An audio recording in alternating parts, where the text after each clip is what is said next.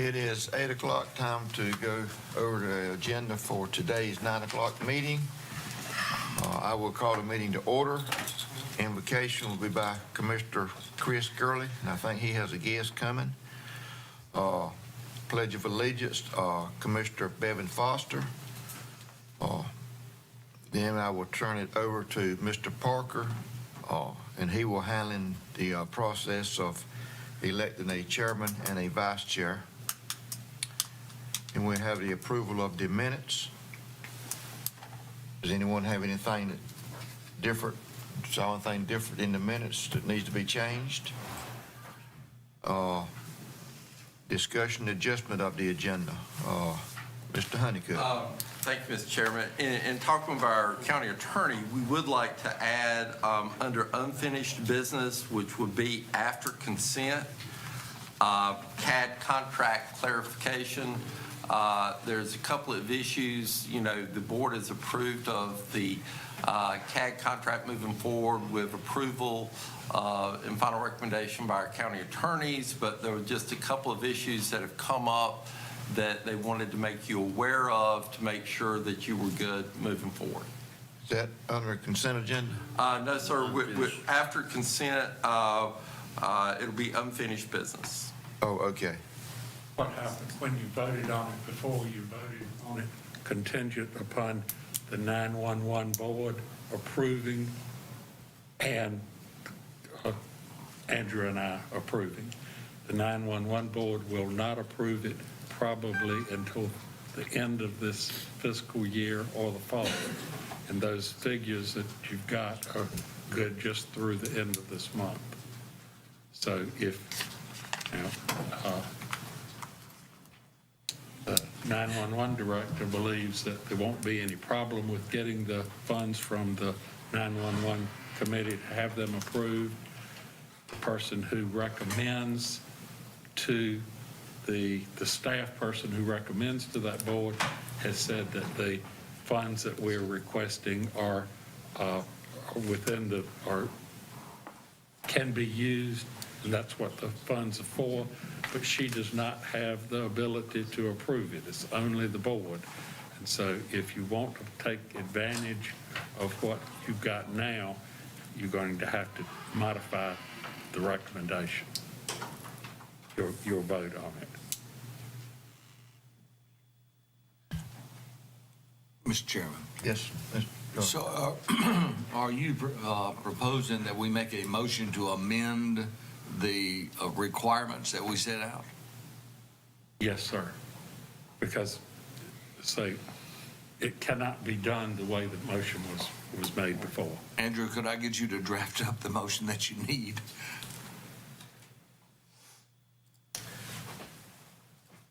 Okay.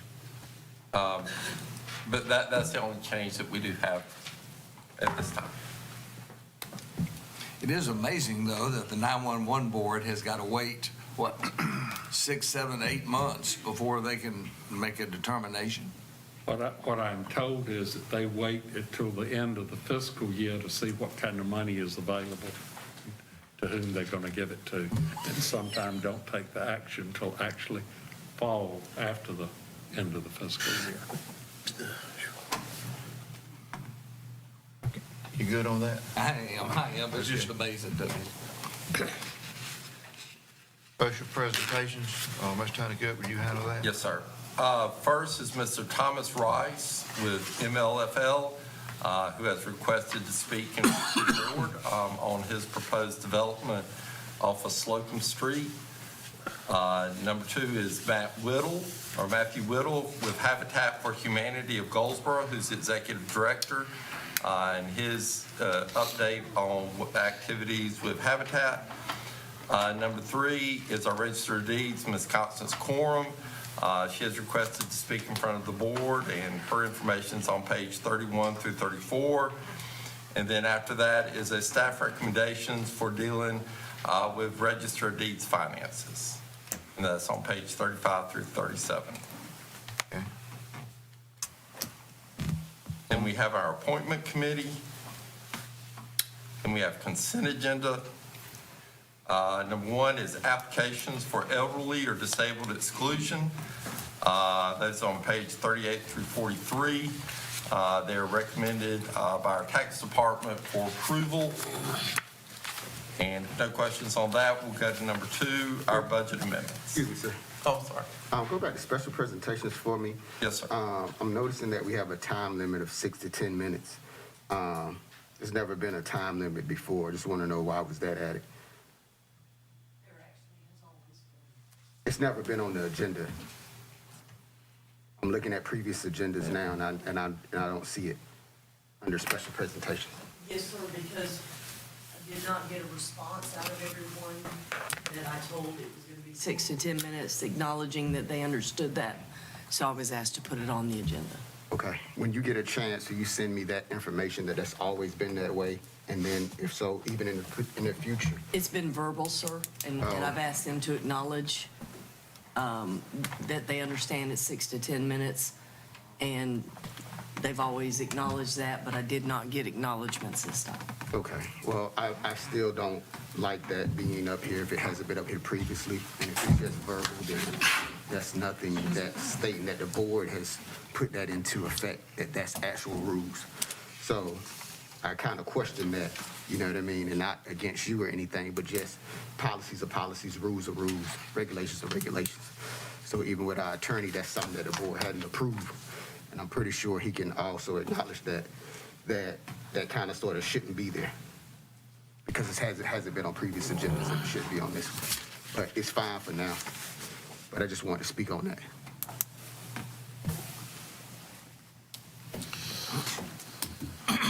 Allison, move forward, please, ma'am.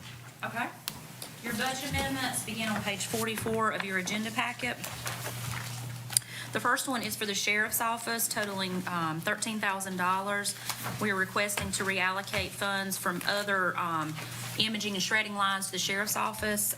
They have a project where they need to do some imaging to make some room for new files, so we are requesting to reallocate those funds.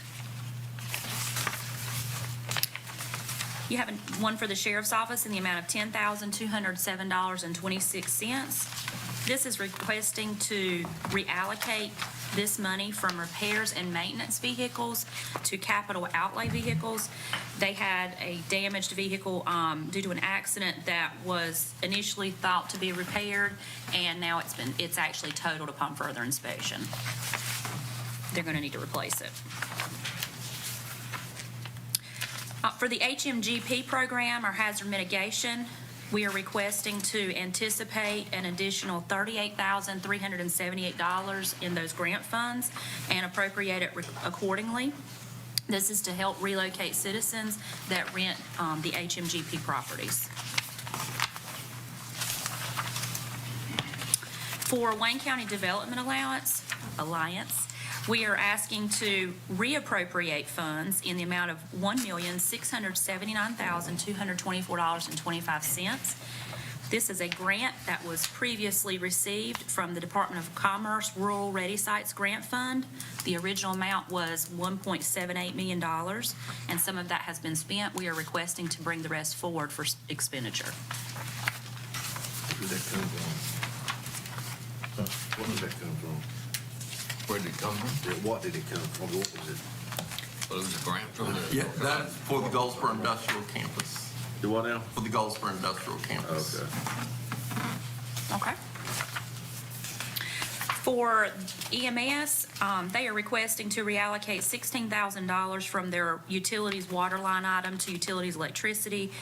This is just where they had appropriated funds earlier and meant to split it up, and it just didn't happen, so they are correcting that. For the sheriff's office, they are asking to anticipate $13,169.75. This is for controlled substance tax monies that come from the Department of Revenue, and this will be appropriated in the controlled substance tax line item for expenditure. For the Jetport, this is an accounting reallocation, $2,542,716. We are asking to move that from just the general capital outlay line item to the grant expenditures line item.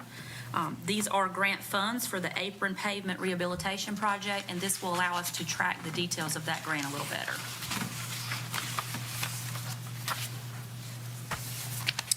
For the library, we are asking to anticipate $115,360 in donations for the, to go towards the mobile library project. As you recall, there was an agreement that was approved in a previous board meeting that outlined the funding for this project, and so we are anticipating the funds that will be received from, I believe it's the foundation. Okay.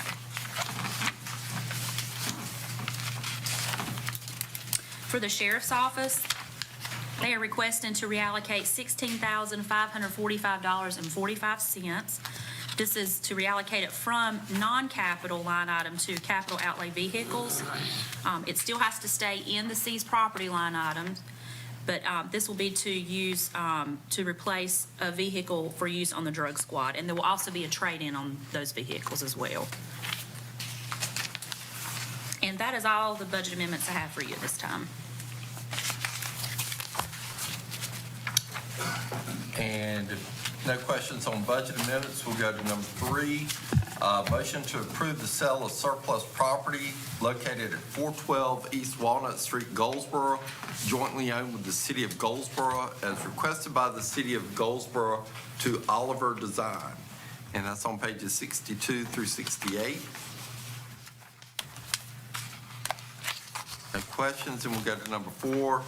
Motion to adopt resolution 2021-42, allowing the use of pyrotechnics in the town of Seven Springs, North Carolina. Again, it's on pages 69 through 80.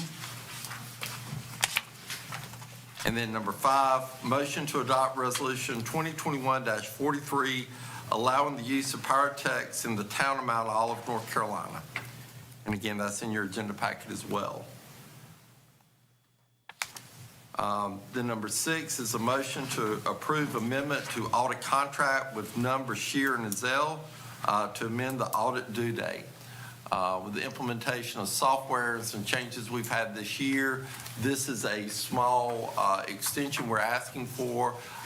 This is the exception and not the rule that we have normally followed here in Wayne County. And I know finance has done a lot of additional work, and appreciate the work that they've done, but we will still be in basically on time, but this will just extend the contract.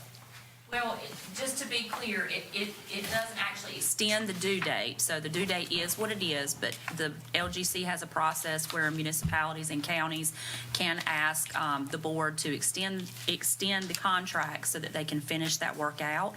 And so our particular audit for the FY21 year is in the final stages at this point.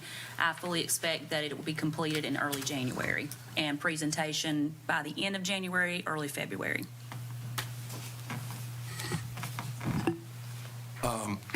And then we talked about after consent agenda will be the unfinished business, the Cad contract clarification.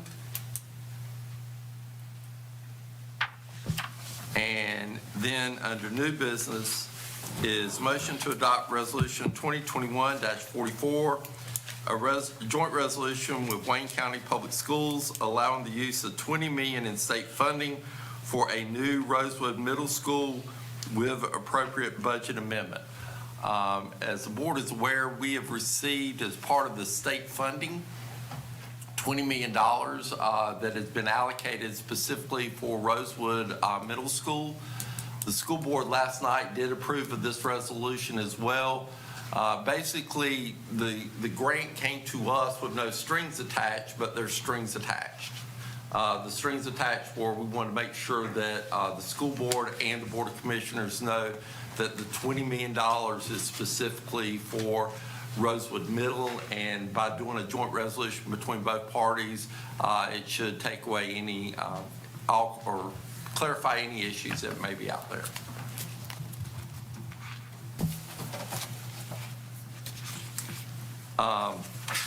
Number 2, any questions?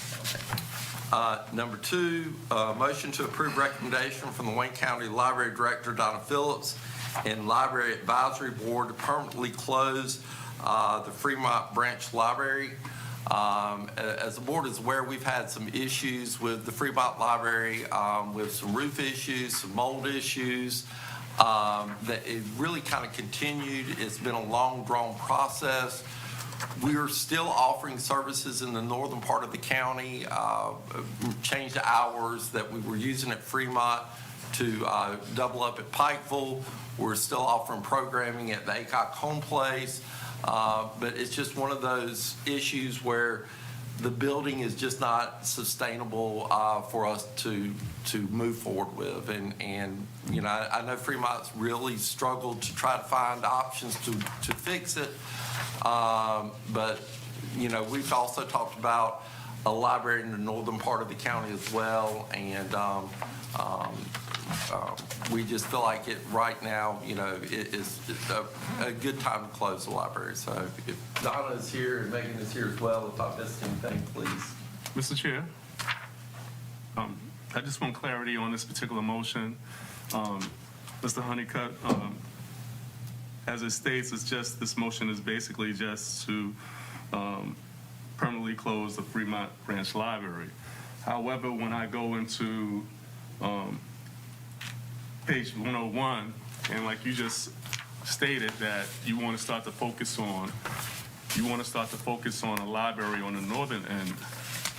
So is this motion just to close the library, or is it to focus also on the northern library? It is to focus on a new library in the northern part, but this is closing, is not committing us to build one in the next, any time frame. But, you know, we did have a presentation made about the location of where a new northern library should be. Yes. It's in the Buck Swamp area, maybe other areas as well that we could look at. But, you know, by closing that, that'll make us look at other areas as based upon the recommendation. I just want for clarity that this board is not committing. No, we're not committing, Anything we're other not than that. committing location, but so that's a direction we do want to move towards Okay. in the future. Yes, sir. Yeah, and I understand that. Yes, sir. And there's other areas, and I'd like to, if it's okay with the board, I'd like to add something to our new business as well, just for discussion purposes. I'd like to add to potentially look at a satellite location on in the Dudley area for a library, a physical library. And this board, we've discussed it, and I think that it'd be a good idea. We have a lot of revenue that comes out of Dudley, Marmac area, but they have no libraries. There's a larger population that is in need of those resources. I'd like to add that for discussion if it's okay with this board.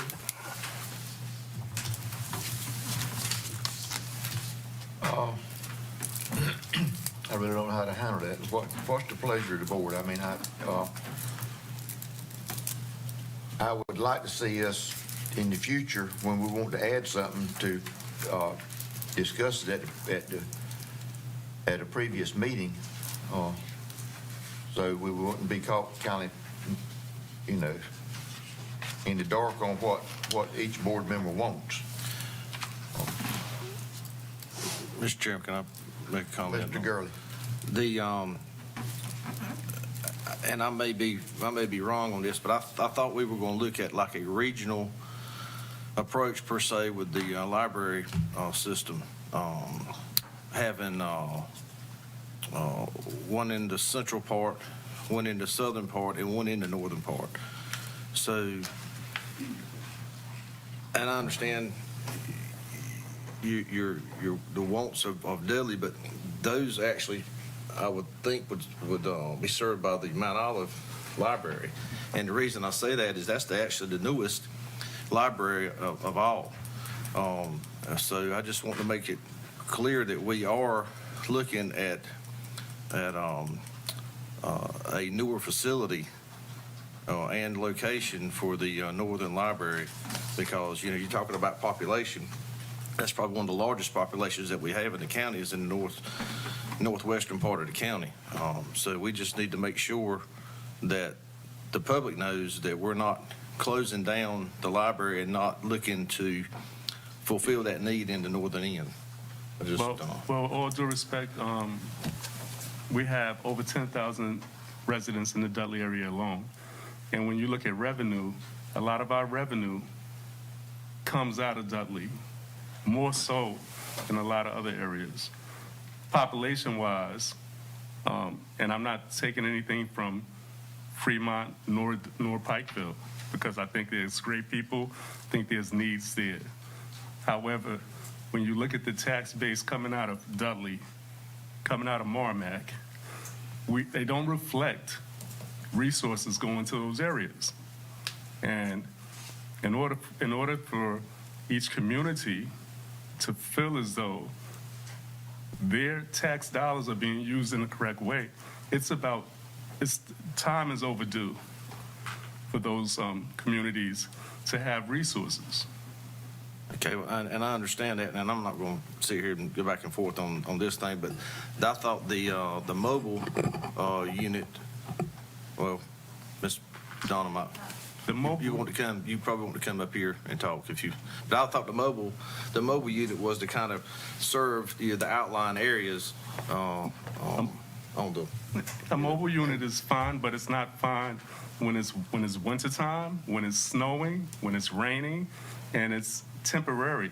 You know, you're talking about a mobile library that will only be there 40 minutes or so in a location that will never suffice to what someone needs when they have to do research, when they're trying to apply for jobs, when they're trying to just have a place to escape from, to learn, where it's a brick and mortar opposed to a mobile unit. I understand. Let's talk to Ms. Donna. Before Donna starts, so let's clarify one thing. When we're talking about new library in the northern end, we're not necessarily talking about a new building. We used the existing building in Mount Olive, and if possible, we'd like to try to do the same thing in the northern end, is my understanding. So let's clarify that, we can renovate a building if we can find one a whole lot cheaper than we can build a new one. So, we're looking for a new library, but it may not necessarily be a new building, correct? You ready for me? Okay. Good morning, Chairman Aycock, Board of Commissioners. Thank you for the opportunity to speak to you about something that is near and dear to my heart. You all were provided with a detailed log of our efforts to address the major structural repairs that are needed at the Fremont branch over the last 11 months. As needed structural repairs have not been made at the November 19th Library Advisory Board, the board made a motion and unanimously approved it to send a recommendation to you all as the Board of Commissioners that we permanently close the Fremont Branch Library and turn our attention as a county to planning for a northern library to serve the citizens of northern Wayne County. This is a goal that is to provide equitable library services for all Wayne County citizens and is clearly articulated in the original library facility study plan, which was completed in 2005, and the most recent current facility study plan, which was completed in 2021. I'd like for you to know, as Mr. Honeycutt mentioned, that there were factors taken into consideration when this decision was made. Children's programming was never interrupted. Our library branch manager was proactive in recognizing that children needed to continue to be served with library services, and so she reached out to Aycock Birthplace, and there has never been an interruption of services in children's programming, and that continues today. We also offered curbside service at our Fremont branch library, until which time that was suspended from lack of use. And I'd also like for you to note that the distance between the Fremont and the Pikeville branches is 3.7 miles. I want you to know, as your library director, that I am in agreement with the decision of the board. Once upon a time, small branches in community were the way public libraries operated, and that model served us well for the nature of our work at that time. But today, and so during that time, public libraries primarily housed and circulated books. The model was transactional in nature. But public libraries have been innovating and adapting for the past decade, largely brought on by the advancing technologies. Our ability to respond so quickly during the pandemic was a result of this adaptation. And to those of you who ask, are libraries still relevant today? Yes, libraries are more relevant than ever. Why do I say that? Because once information access was limited, but today we are experiencing information overload. You have it at your fingertips. Information is everywhere. But consumers need trusted knowledge navigators, because when we get the right information in the right hands at the right time, it can be transformational to a person's life.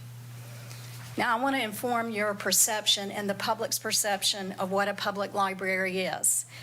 I've talked with several of you, most of you, and you all have fond memories of using the library as a place to borrow books, maybe to complete a school assignment, or later to take your children to library story programming. And that is a beautiful memory, but that does not paint an accurate picture of what public libraries are today.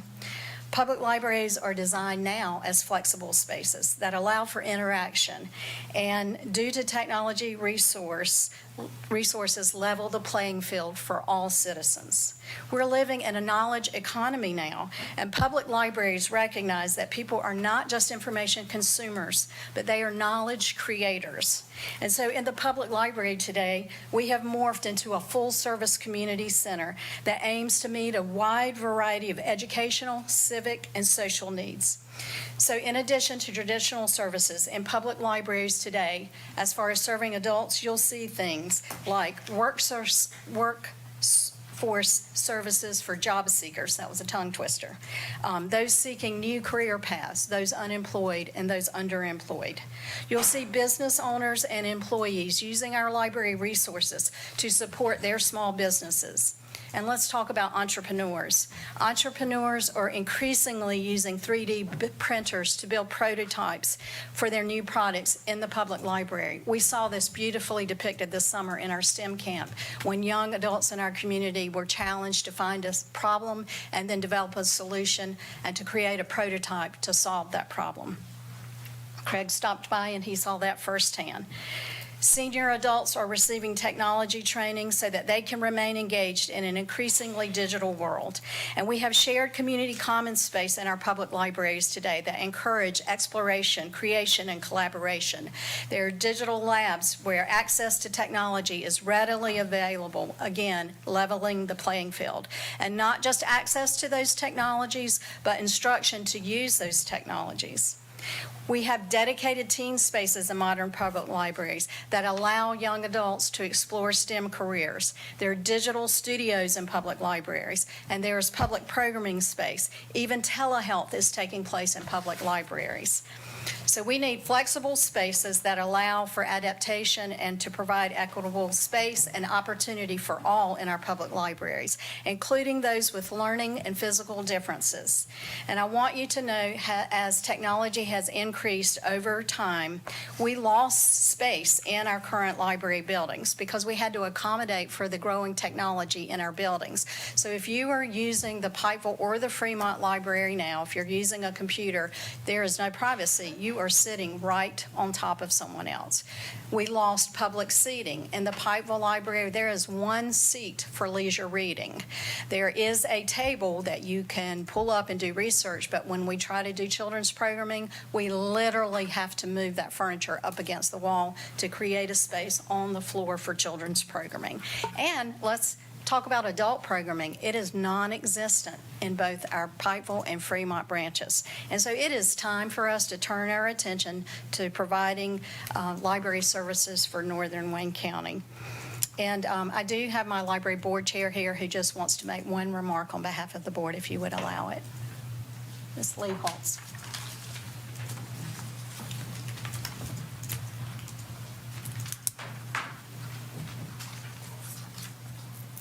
Good morning. I am Lee Holtz, and as Donna said, I am chair of the advisory board. This is not a decision that we made lightly. We all do have those fond memories of libraries. I grew up in Wayne County. I still wish the library were over here on Chestnut Street in the old house, because that's where my memories are. But we also know, as Donna mentioned, all of the things that libraries play a part of in a modern world. They reflect the value of our communities, They place on education and the quality of life. Our libraries do that. The Library Advisory Board believes addressing these library facility needs is an opportunity to improve the quality of life for citizens in the northern part of the county, which will ultimately contribute to the economic development of all of Wayne County. No other public institution touches the lives of so many people in a positive way as the public library. From first-time readers to lifelong learners, the library provides free and open access to resources and services tailored to the needs and interests of every age group. And if I didn't believe that statement, I've seen it. We hear a report every month in our advisory board meetings. The work coming out of our public libraries is phenomenal, and we deserve to be able to offer those same services to the citizens of the northern part of the county. Thank you very much. Thank you. And Wayne, just quickly, I want to give credit to Megan, who pulled some statistics, because I think people who say, are public libraries still relevant, might be interested to know, do things still circulate in the public library? So Megan pulled the statistics from 2019-2020, the 2020 year, because that's a complete year, and was pre-COVID. So we had a total, and this is physical items that circulated in our public libraries, almost 163,000 items. 113,812 were circulated in Goldsboro. 33,537 were circulated at Steele Memorial Library. What was that figure again, Mount Olive? 33,537. In Pikeville, 10,378. And in Fremont, 5,247. On top of that, almost 163,000 items, physical items that were circulated in our public library, there was an additional 64,991 electronic resources used in our public libraries. I do have photographs of the Fremont Library, and I can give those to Carol in case you were interested in seeing those. The photograph that was depicted in the newspaper was an old photograph and doesn't really paint the picture of what we're discussing today. And I thank you for your time, and I'm happy to answer any questions you might have. Any questions? First of all, do we need to ask the questions all now or wait till the meeting? I would probably do it at 9. Okay. If just a recommendation. Let's discuss it at 9, so Okay. everyone in the county will be able to see what we're talking about. Okay. Because the bottom line is, we're talking about services for the citizens, and we want to make sure the citizens are informed on what's going on. Thank you. I'm happy to do that. Thank you for your time. Mr. Williams? No, I'll wait till 9 o'clock. That'll be fine. Okay, thank you. Then we do have, after that, under new business, number 3, motion to approve budget amendment for the purchase of emergency response mobile command center for the Wayne County Sheriff's Department.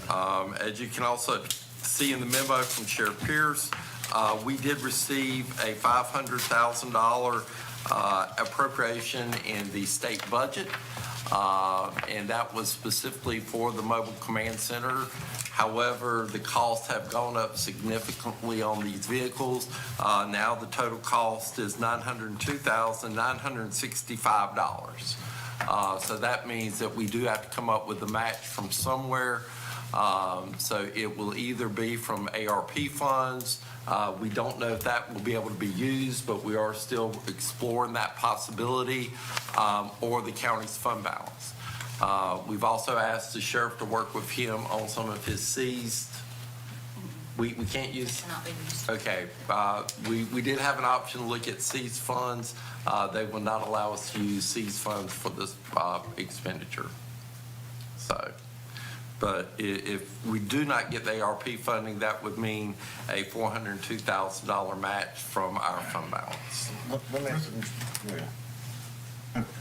Mr. Chairman, what's the possibility of the emergency management looking at some type of grants and all that? Because this is going to be a full service for, basically be a mobile command for all emergency services. Right. We're looking at that now. Chip and Aaron have already started that process. I think that's going to be through the emergency management. I think we could actually find some of those, especially we're talking about with the CAD system and all that, a possibility of some 911 funds, but I know how, Yes, sir. secure, they can be sometimes. Will the sheriff be in? Yes, sir. Okay.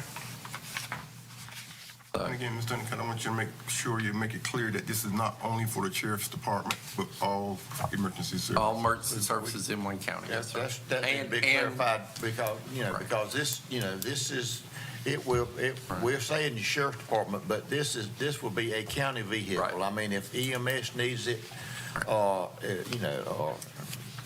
fire needs it, the vehicle will be accessible to all emergency response teams in the county. It's just going to be run by the sheriff's office. Run by the sheriff in his department, yes, sir.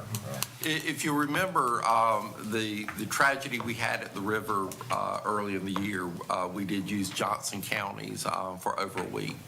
And I think that kind of was the catalyst to say that, hey, we have borrowed and borrowed, and that now it's time to get something internal, with the hurricanes and all the other issues we have in Wayne County. The first call it ever was run on was the shooting at Wayne Community College.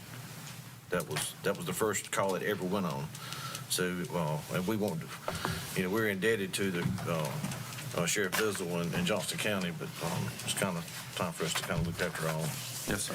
And keep in mind, any emergency response vehicle, regardless of whether it's EMS, fire, sheriff, emergency management, whatever, a lot of the equipment, you question the cost of it, and it's a piece of equipment that you hope you never have to use. But on the other hand, if you don't have it available, that's when you get in trouble. It's when you need it and don't have it. And it's a huge, also, thank you to our local legislative delegation as well for coming up with $500,000 for this project. So we appreciate Representative Bells and Representative Smith and Senator Perry for the work that they did in getting the funding directly to us for this project. Mr. Chairman, I'm just inquiring in regards to if we're going to take this from fund balance, which evidently we're going to need to, and we're going to seek to get grants, do we need to have any type of a resolution for a possible reimbursement of any funds that we put out? Not if it's from fund balance, you would not need it. Okay. Thank you, Mr. Mr. How much are we looking at for fund balance? Right now, the max would be 402, or excuse, is that Yes. 402,965? Now, when we first discussed this, it was a $750,000 vehicle, and now it's 900 and some odd thousand, and we have to get that money from our fund balance. Again, we are looking at options with ARP. We don't know if that will be able to work out or not. And again, we will look at some local emergency management grant opportunities. Chip's already started that process. So Do we feel pretty confident that we can get some grant money? I mean, there's grant money out there. I mean, the local fire departments get grant money all the time. I mean, a lot of time it's 50-50 match, but still, again, 50% is. And I think what was trying to come up in the last week or so has been the discussion of the 911 funds, since we could possibly use that as a mobile backup 911 center and see what the opportunity that may arise as well. It never hurt to ask. No. Mr. Chairman, that it's going to take a year or so to build this truck. So we've got, basically what we're doing is basically securing the actual chassis. And to allude to Commissioner Hardison's figure, the $750,000 is what that unit cost from Johnston County 9 years ago. That's where the $750,000 come from. And not knowing what everything was going to be until you got a quote. We only, the quote, it does follow UG guidelines as well, so we can use ARP funding. We are going to use ARP funding if we can. Allison I gives just me want to the- clarify the 750, Right. because, people listening, like, did everybody thinks it's a want thing Right. instead of a need thing. Right. And the actual escalation in cost, and Wayne and I have seen this in emergency service on fire trucks is just going to expenses. So Well, just want to make sure you make that and clear. we've had a 30-day hold on the bid as well, so that's the reason why we're kind of pushing this forward is if we don't accept it within the 30 days, and I think we have less than 20 now on the, if I'm not mistaken, was that around 20 probably days left on the bid, that if we don't, we would lose the chassis, and it may be a couple of years instead of a year. Chair, when did the sheriff's office first ask for this vehicle? How long has it been? I think they've been asking for years, but I think they went and had a special conversation with our delegation and tried to get some funding for this in the budget. Again, I think it kind of ramped up after the issue at the river. Don't know how many years it's been asking for. No, sir, it's been a while though, yes, sir. Any other question or conversation on this matter? Move forward. And then number 4, motion to approve changes to the Wayne County ordinances to comply with Session Law 2021-138, new GS 153A-123, and GS 14-4. And I'll let Andrew, we can go at 9. It's just it's meeting state statutes by making some minor changes with respect to civil penalties and criminal penalties on local ordinances. I got it right. So we really don't have much choice. We have no These choice. have been passed, we've got to We're incorporate. just updating our ordinances. Okay. Then we'll- Nice to have options, you know? The board, with respect to new business, do we want to add number 5, a discussion of the library in Dudley area? Want to make sure if that is, I mean, I think I would like to, we could discuss it. I don't see a reason why not discussing it since we have people here from the library and we're talking about libraries. We might as well discuss it. And we're not saying we're going to deal one today, but I think we should discuss it. Yeah, we've heard from 2 commissioners as far as discussing possible, looking at something in the Dudley area on a library. Other commissioners, I need your input on this. What's the pleasure of the rest of the board? In all due respect, I have a real problem where we're adding items here on the day of the meeting to the agenda. I'm not prepared for these discussions related to that. I haven't done any research. I haven't done any I have no problem in a discussion, but I really don't have a lot of information for which to have any discussion on. I don't have any discussion materials. So in a case like that, I'd like to see us possibly say in our next agenda that we put that on the item and actually, so all of us have an opportunity to get together any materials we might need for discussion. I have no problem in discussion, but I don't have any materials or haven't done any research, don't have a whole lot of information on it. So, Chair, I just wanted to say, I don't have a problem with putting it off to the next meeting, but I do want to make sure that we acknowledge the fact that almost every meeting, we get something added to the agenda. And at every meeting, I don't have any information on it. Once the information comes, I look at it, I discuss it, whatever. Sometimes we have to make a decision that day, sometimes we don't. I think that's a poor excuse because it's never been an excuse before when things are added to the agenda, to new business or anything else. But either way, I'm fine with it. This is Commissioner Williams' issue. And I it's just something want he's to add bringing, so. that I confer with you in regard to any new items being added to the agendas. Matter of fact, our chair asked, is there anything that we want to add to this agenda? And he asks us that on a regular basis. And it's unfortunate now that I'm pleading for my district to have something that is an issue. And it's not something that's rocket science. It's an issue that we're already discussing the library scenarios. So it's not anything that's deterring from what we're going to do. We already have we respect what's coming from the library board, Ms. Phillips, and we already know that there's an issue in Fremont with the library. However, now that we're discussing it, we might as well discuss what's happening in the southern part of the area as well, District 2. And what's happening in that area is that there's a need there. Ms. Phillips stated that the libraries are about a level playing field.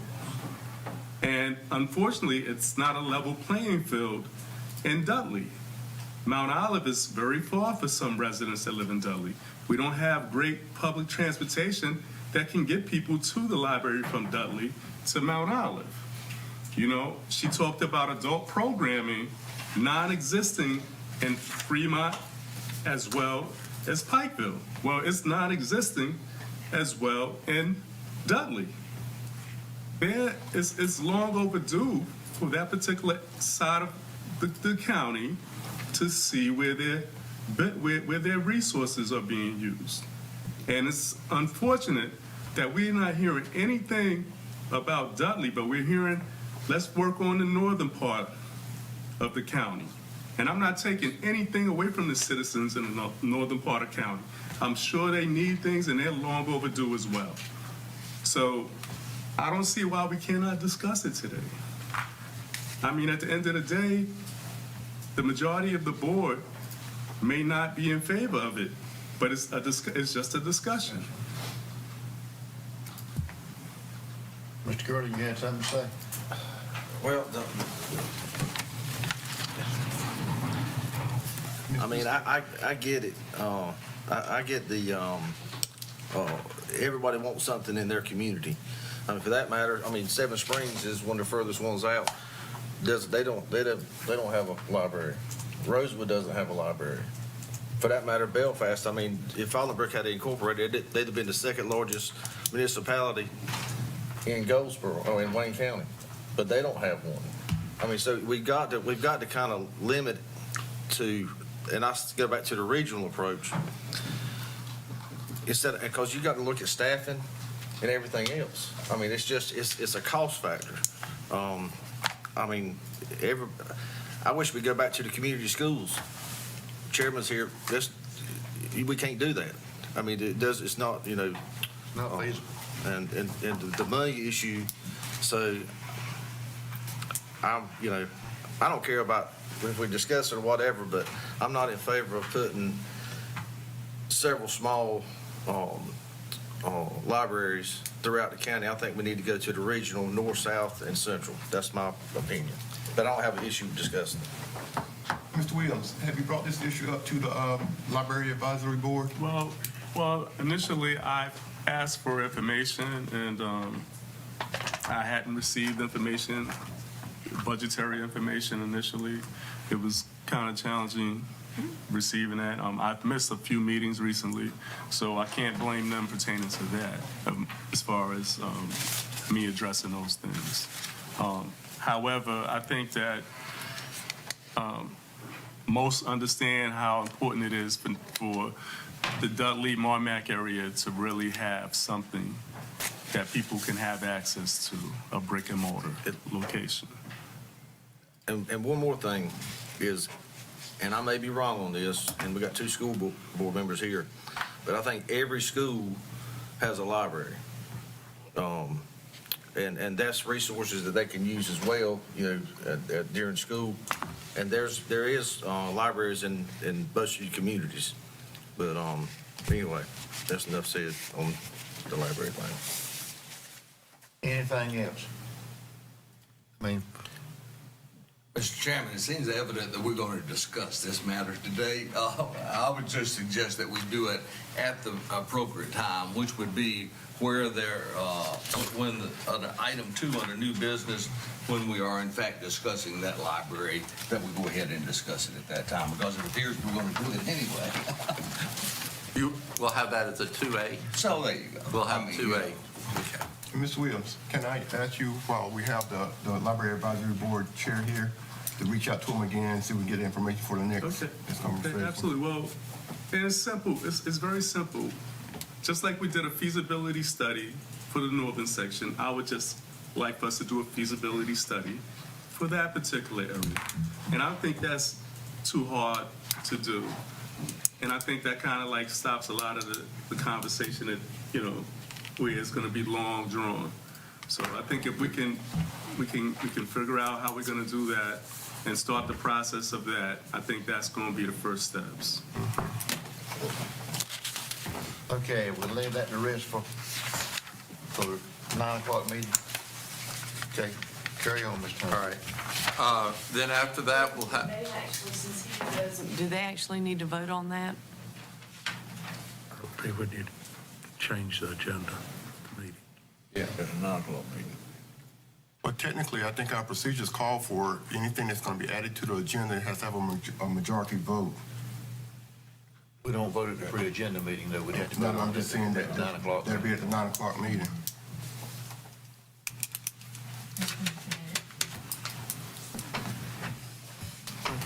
all right. Yeah, we'll bring that up because again, we have the unfinished business on the CAD contract, and we'll add that also as a change to the agenda as well. Thank you. Thank you, gentlemen. And then Madam. I'm sorry. Oh. And I said, madam, thank you. Then we'll have public comments, county manager's report, board of commissioners committee reports. I do not believe we have a closed session today. Yet. Not yet. So, and then adjournment, and that's it. Okay, our pre-agenda meeting is over. Let's take a 10-minute recess, and we'll be back at 9 o'clock for the regular meeting.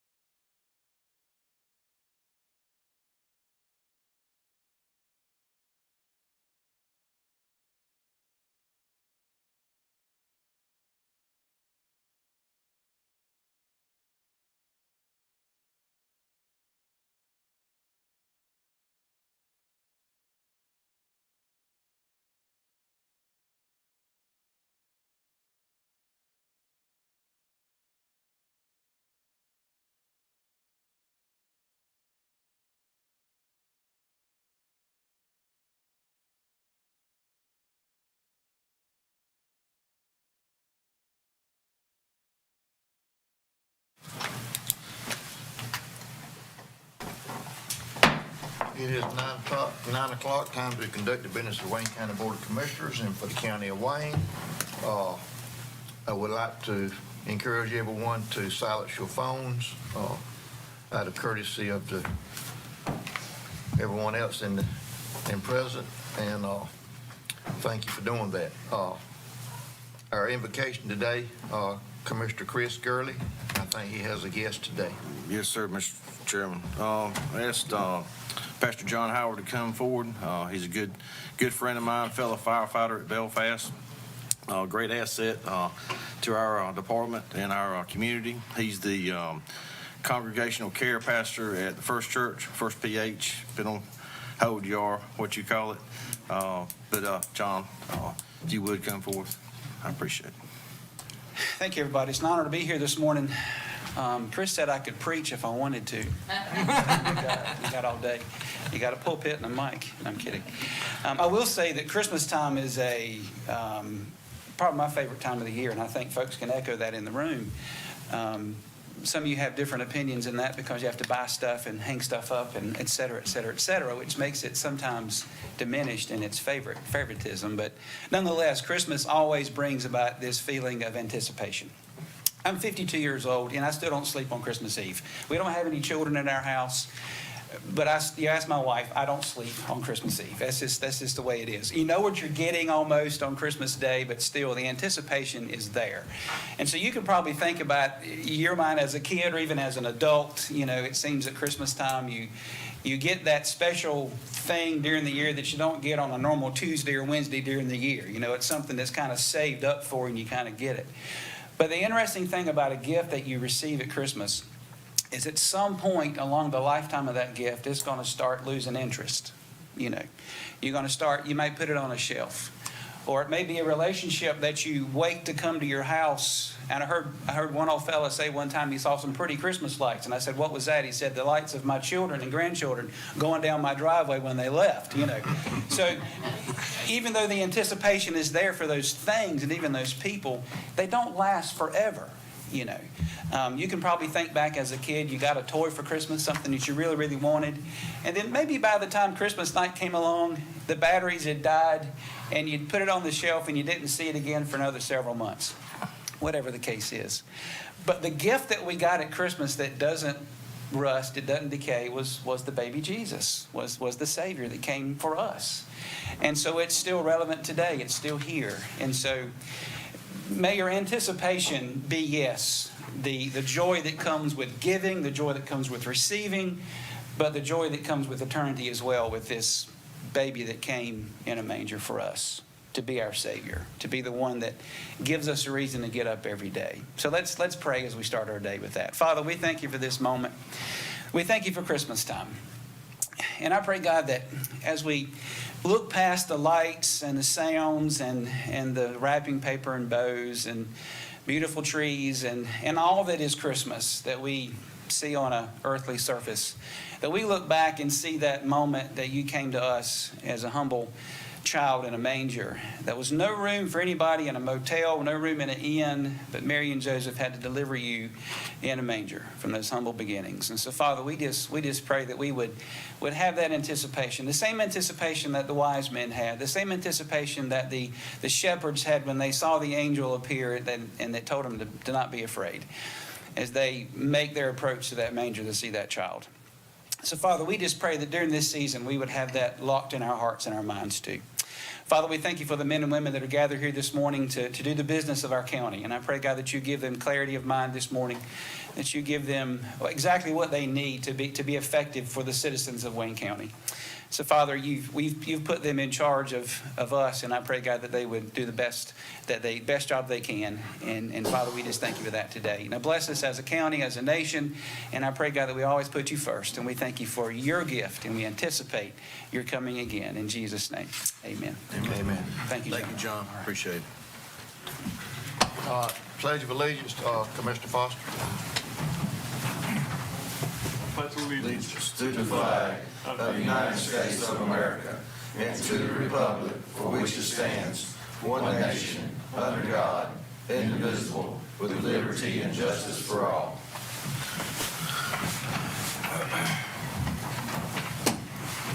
Okay, at this time,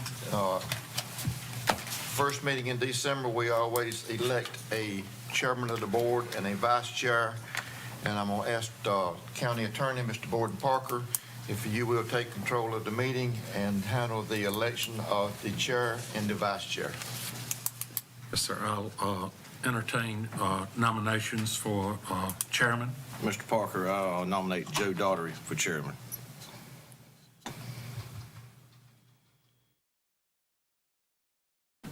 Are there any other nominations? I nominate Freeman Hardison for chairman. Thank you, Mr. Williams, but I'm going to refuse. I appreciate that. Any other nominations? Nominations are closed. All in favor of Commissioner Daughtery, please signify by raising your right hand. All opposed, like sign. Commissioner Daughtery, you are elected 5-2 vote, and I'll turn it over to you. Well, thank you. Congratulations. But first, I'm going to turn over the gavel to Commissioner Daugherty, and I have received my Christmas present.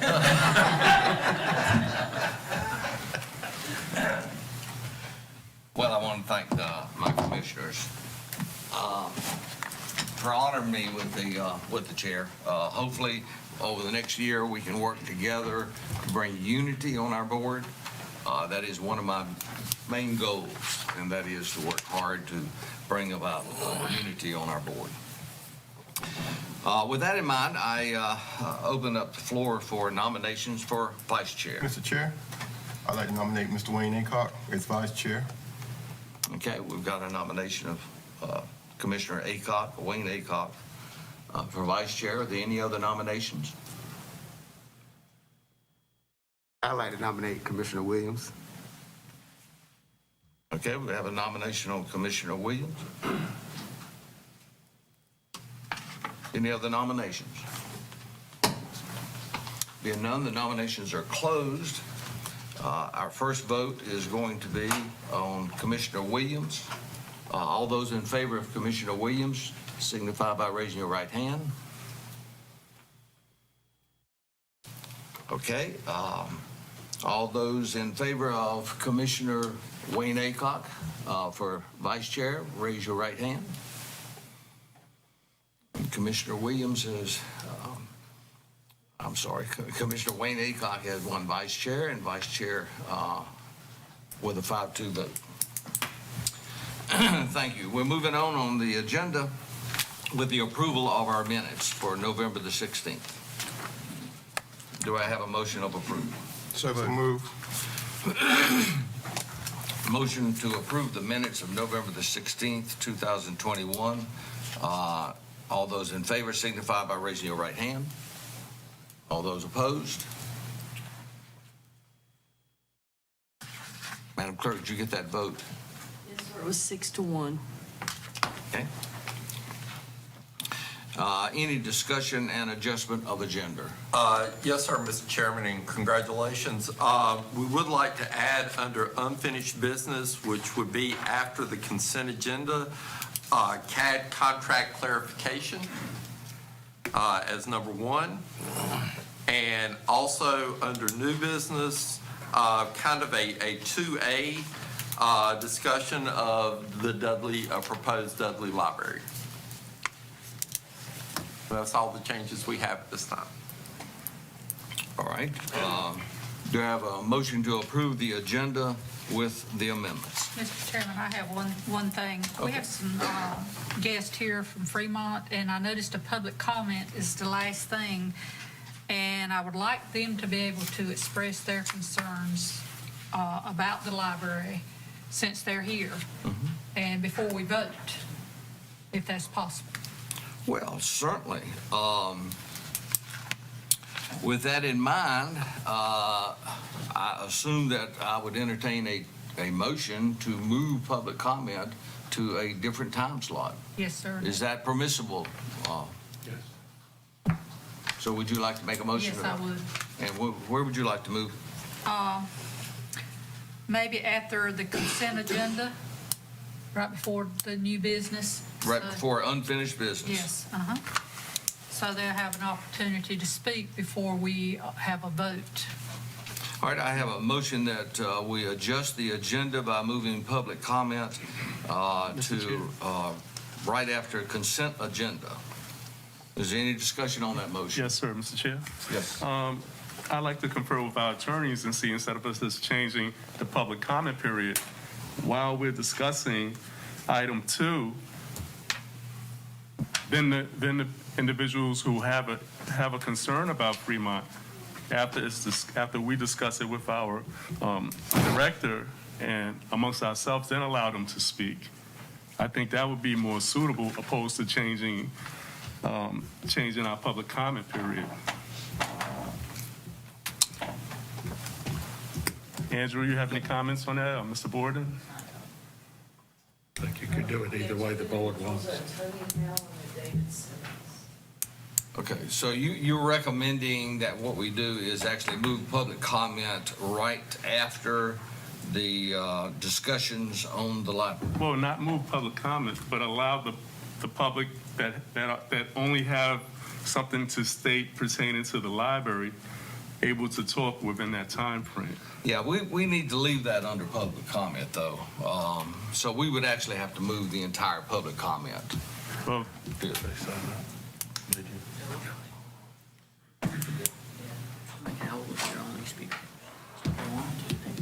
Are you asking for yeah, some type of? I'm asking Andrew and Mr. Borden what they say would be proper pertaining to that. I think you could just move the public comments. I need to move the entire public comment. Is that correct? Okay. So we have a motion on the floor to move public comment, period, to actually right after the consent agenda, just prior to unfinished business. Any more discussion on the matter? Okay. All those in favor of the adjustment of the agenda to move the public comment period to right after consent agenda, please signify by raising your right hand. All those opposed? Okay. So we are moving, by majority vote, we are moving the public comment period to right after consent agenda. Okay, any other discussion on the adjustments of the agenda? And we had a motion to approve the agenda as modified. All those in favor signify by raising your right hand. All those opposed? Okay, so that is approved. At this point, we are going into our special presentations. And I have a statement I want to read in regards to special presentations. The purpose of special presentations is for the board to receive information from citizens and officials so that commissioners are well informed on ongoing community issues. Please keep your presentations to no more than 10 minutes in length. Commissioners may ask questions or make comments following the presentations if they so desire. Presenters should be respectful and refrain from disparaging comments about staff or other members of the public. Section 8 of the County Rules of Procedures permit the chairman to act when a speaker goes beyond reasonable standards of courtesy in their remarks. Under North Carolina General Statute 143-318.17, the chairman reserves the right to remove any presenter who willfully interrupts, disrupts, or disturbs this meeting. With that in mind, we have a special presentation. First on our list will be Thomas Rice. Mr. Rice. Chairman, before we begin, I asked earlier about the 10-minute rule, and I need clarification on that, of where that is in our ruling, so we'll make sure that we're following the rules. I'm sorry. You stated it. We're moving forward. You're out of order. We're moving forward. Thank you. So you're not, Make so your you're, presentation. so you're not going to acknowledge the fact that I'm talking about these 10 minutes that we haven't had in any other special presentation before? We are moving forward. I have established, as the chairman, a 10-minute rule. You and I can't establish appreciate it the as a fact- 10-minute rule. It has to be a board decision. That's not your, you don't have the authority to do that. Well- It's never been in our special presentations before, but it's in this one. So therefore, I asked for that ruling earlier. There is not a rule behind it. So therefore, you stated it, and you're stating it improperly. Follow the rules. If you're going to be chair, follow the rules. I have established a 10-minute deadline. You This is have why been we don't notified, do I that. believe you were notified that it'd be a 6 to You are 10-minute terrible. presentation. Is that correct? Follow the rules. That is correct. Okay, thank you very much. But it's nowhere in our rules. Our attorney is sitting right here. If he or our assistant attorney can show me where it is in the rules right now, can you do that? Commissioner, you are out of order, and I have not recognized you, so please Regardless, discuss. show me that in the rules. You can't. We So will you're just not discuss that following at a rules, later correct? time. You're not following rules, correct? Thank you. Now, if you would go ahead with your presentation. Good morning, Commissioner, Commissioner ladies, and everything. I'm Thomas Rice, and I'm with MLFL, Miracles Love for Life. And this is Mr. Simmons, who is here with me. We are here today to present to y'all what we are building, the restoration of Hope Village, to house homeless veterans and homeless people here in Goldsboro, Wayne County. We have some property down here on the end of Slogan Street, right at the back gate of the base, where we're gonna build 40 houses. It's gonna be consist of 1 bedroom, 2 bedroom, and 3 bedroom places. We're gonna have areas there for health care, mental health care, and all the things that they need to deal with the homeless population, because one of the biggest things is the health care and the mental health situation about it. And we have been before city council and been rezoned and everything, and our plans are being done up now. And what we're here for today to try to get everybody to collaborate with us so we can take and move this on forward, because it would be something great, not only for the city, but for the county, because we could give these people some stability in their lives and help them get their lives together and everything. And as it comes under the affordable housing rules,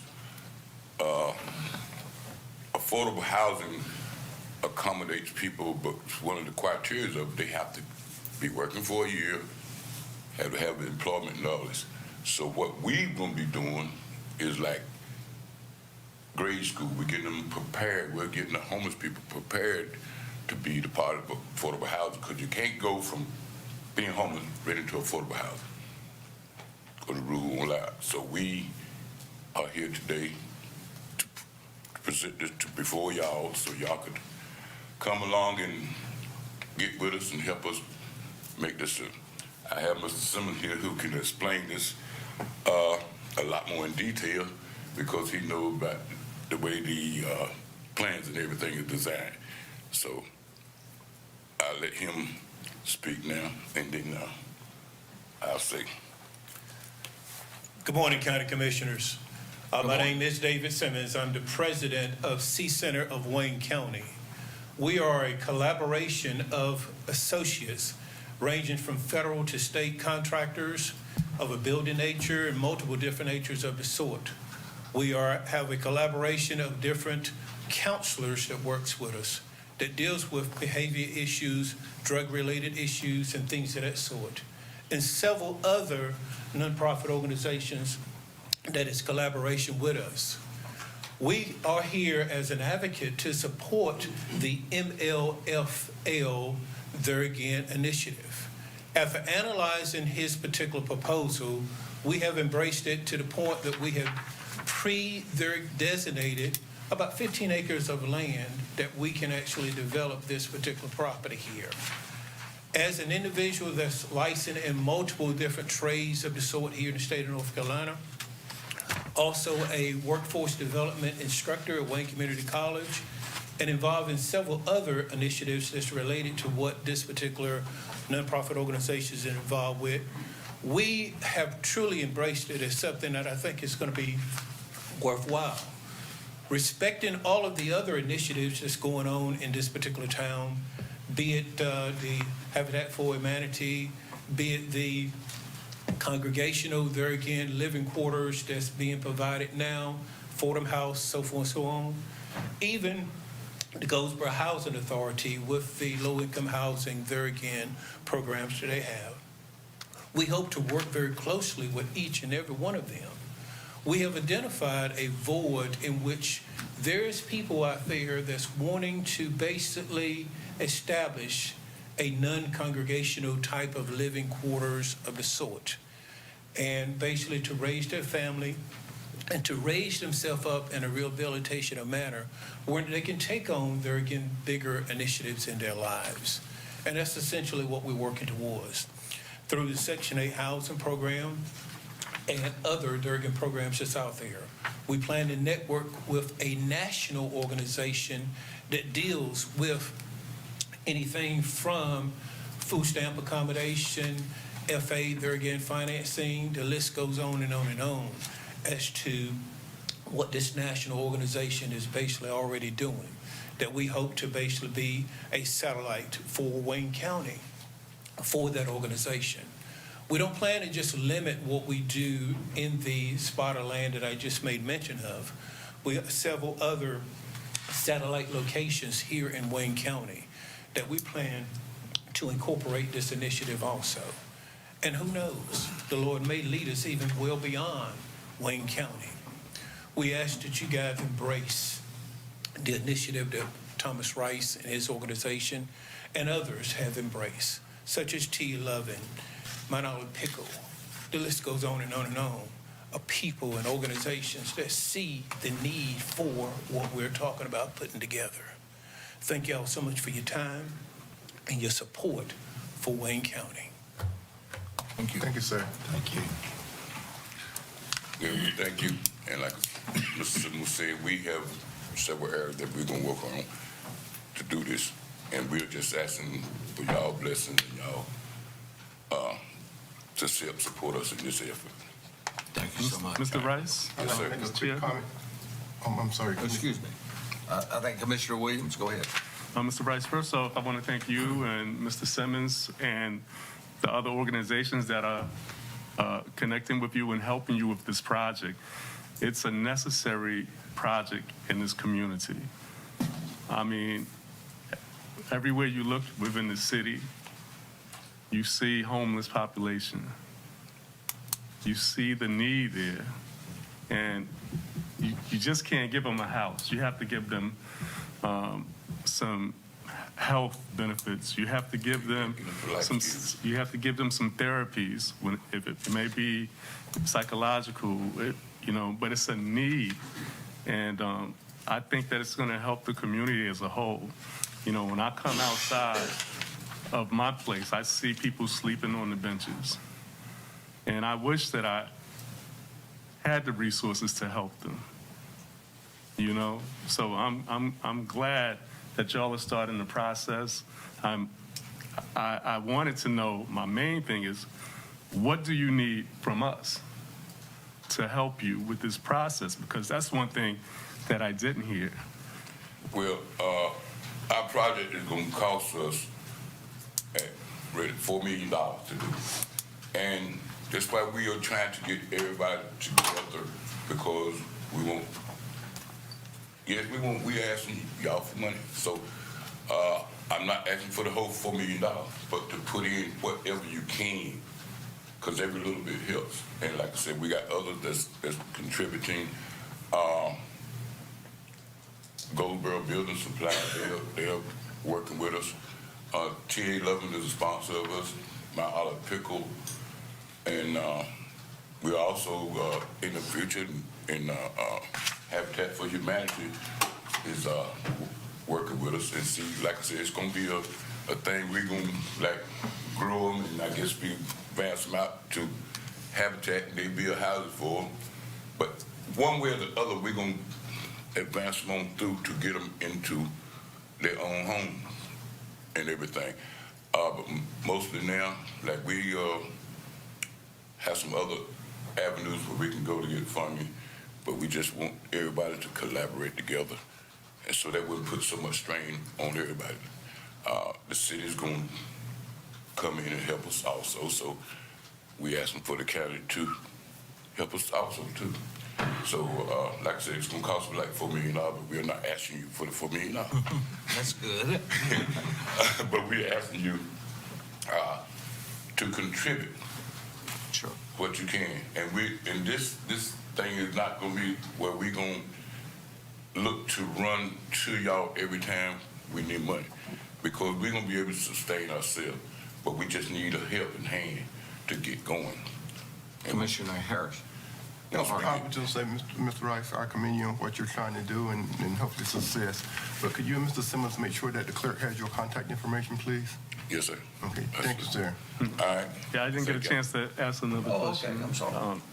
Now, I know that you used to train individuals when it came to contracting, laborers and things of that nature. Will this program also be training individuals to get them back into the workforce? Yes, sir.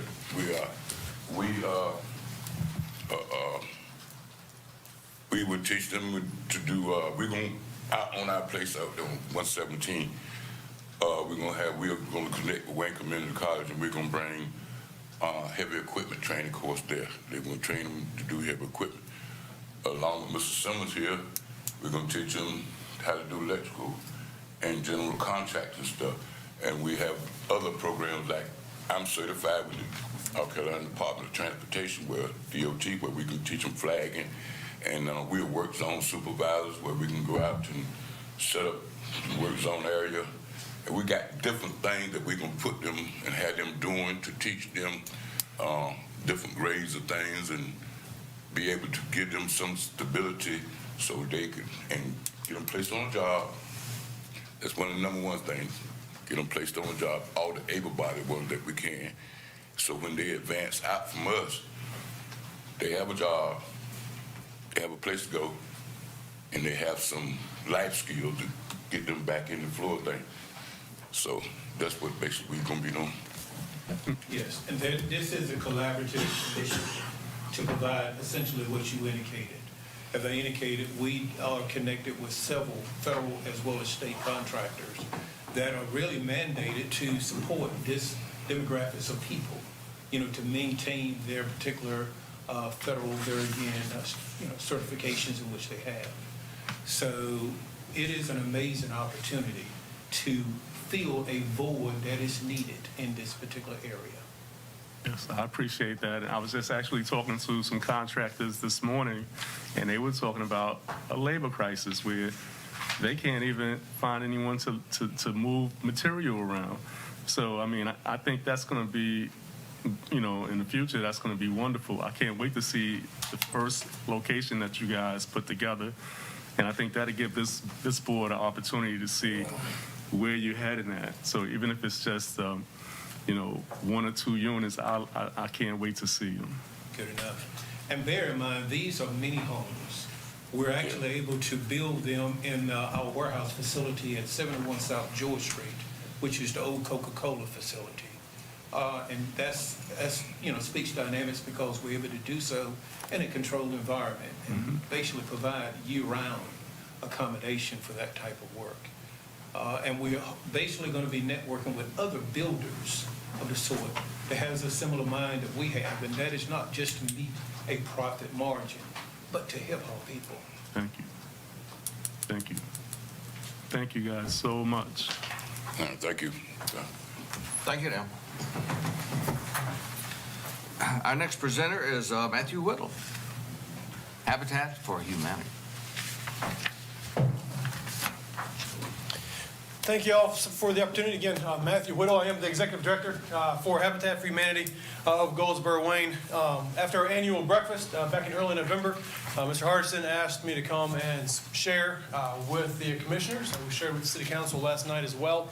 So the opportunity to just sort of update what we're doing right now and kind of where we're going over the next year or so. Start off with, of course, with our vision. Habitat's vision is a community in which everyone has a decent place to live.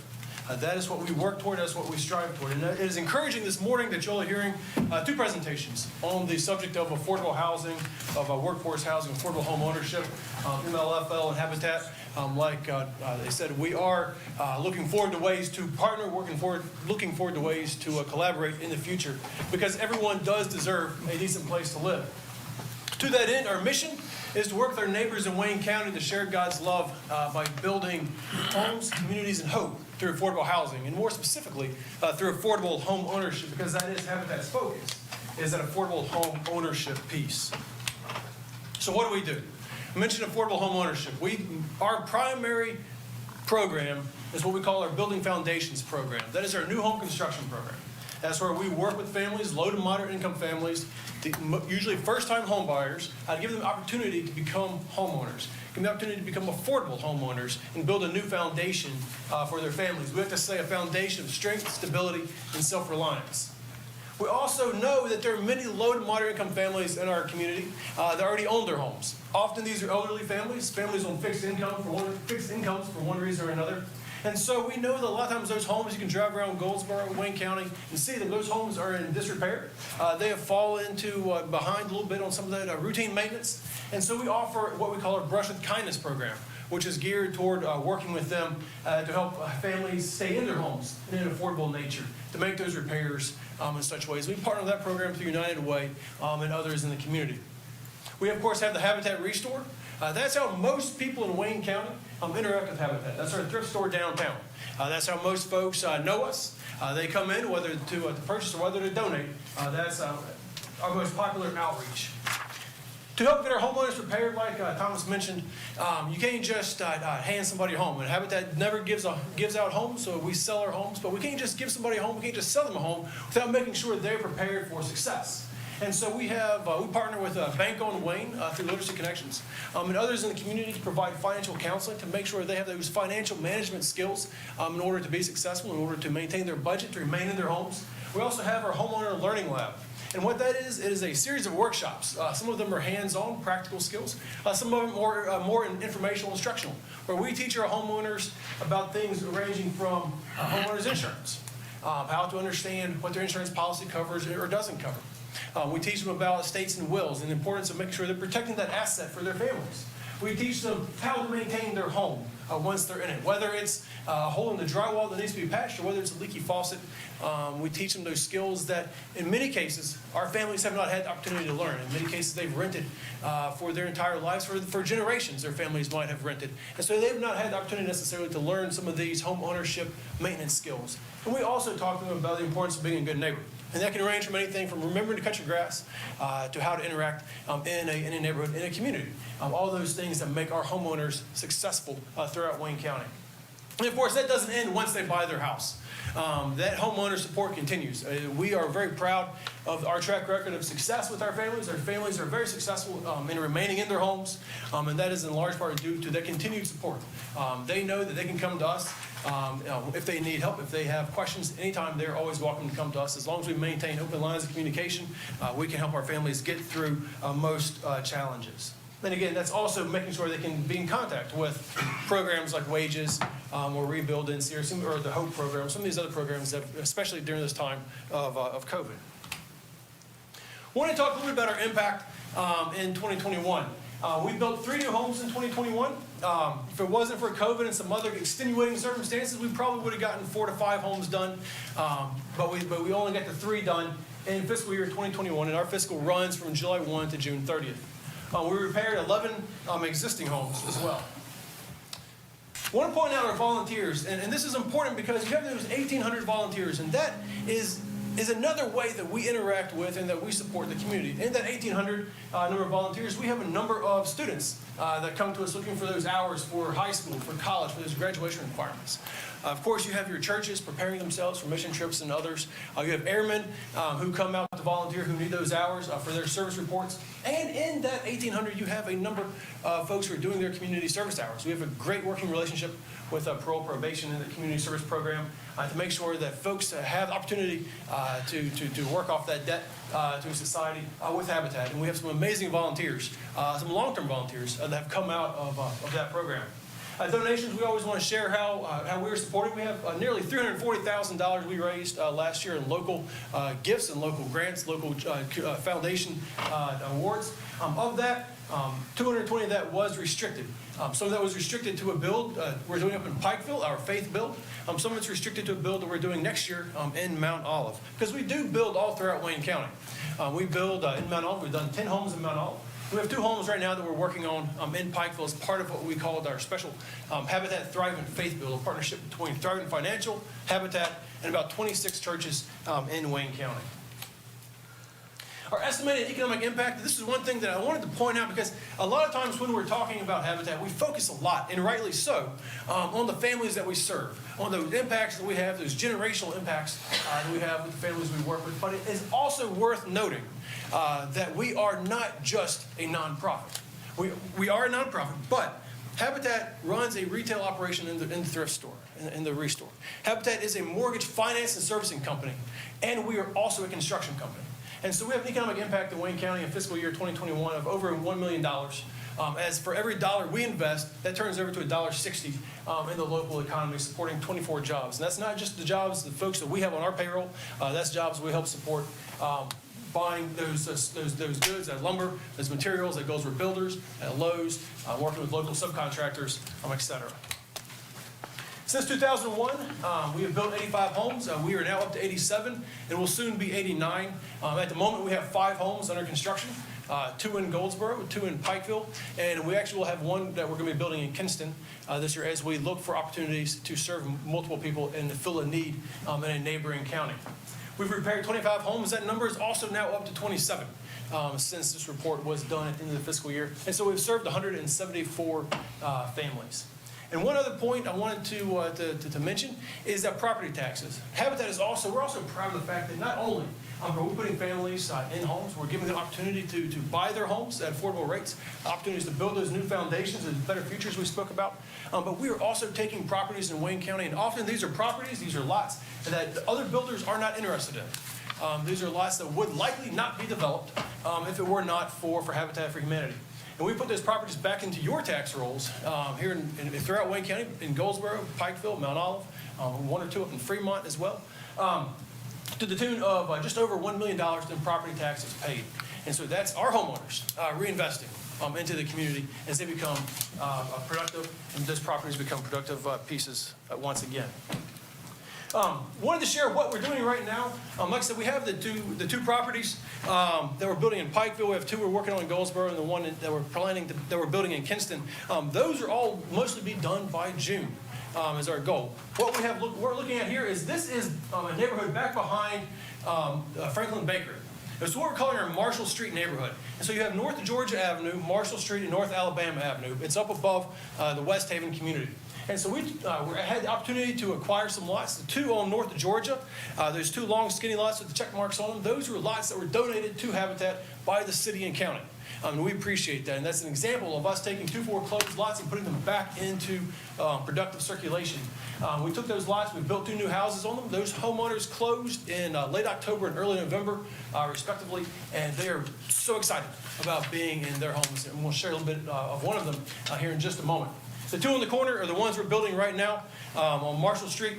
We're excited about that. We'd love to have you come out sometime. Swing a hammer with us if you'd like.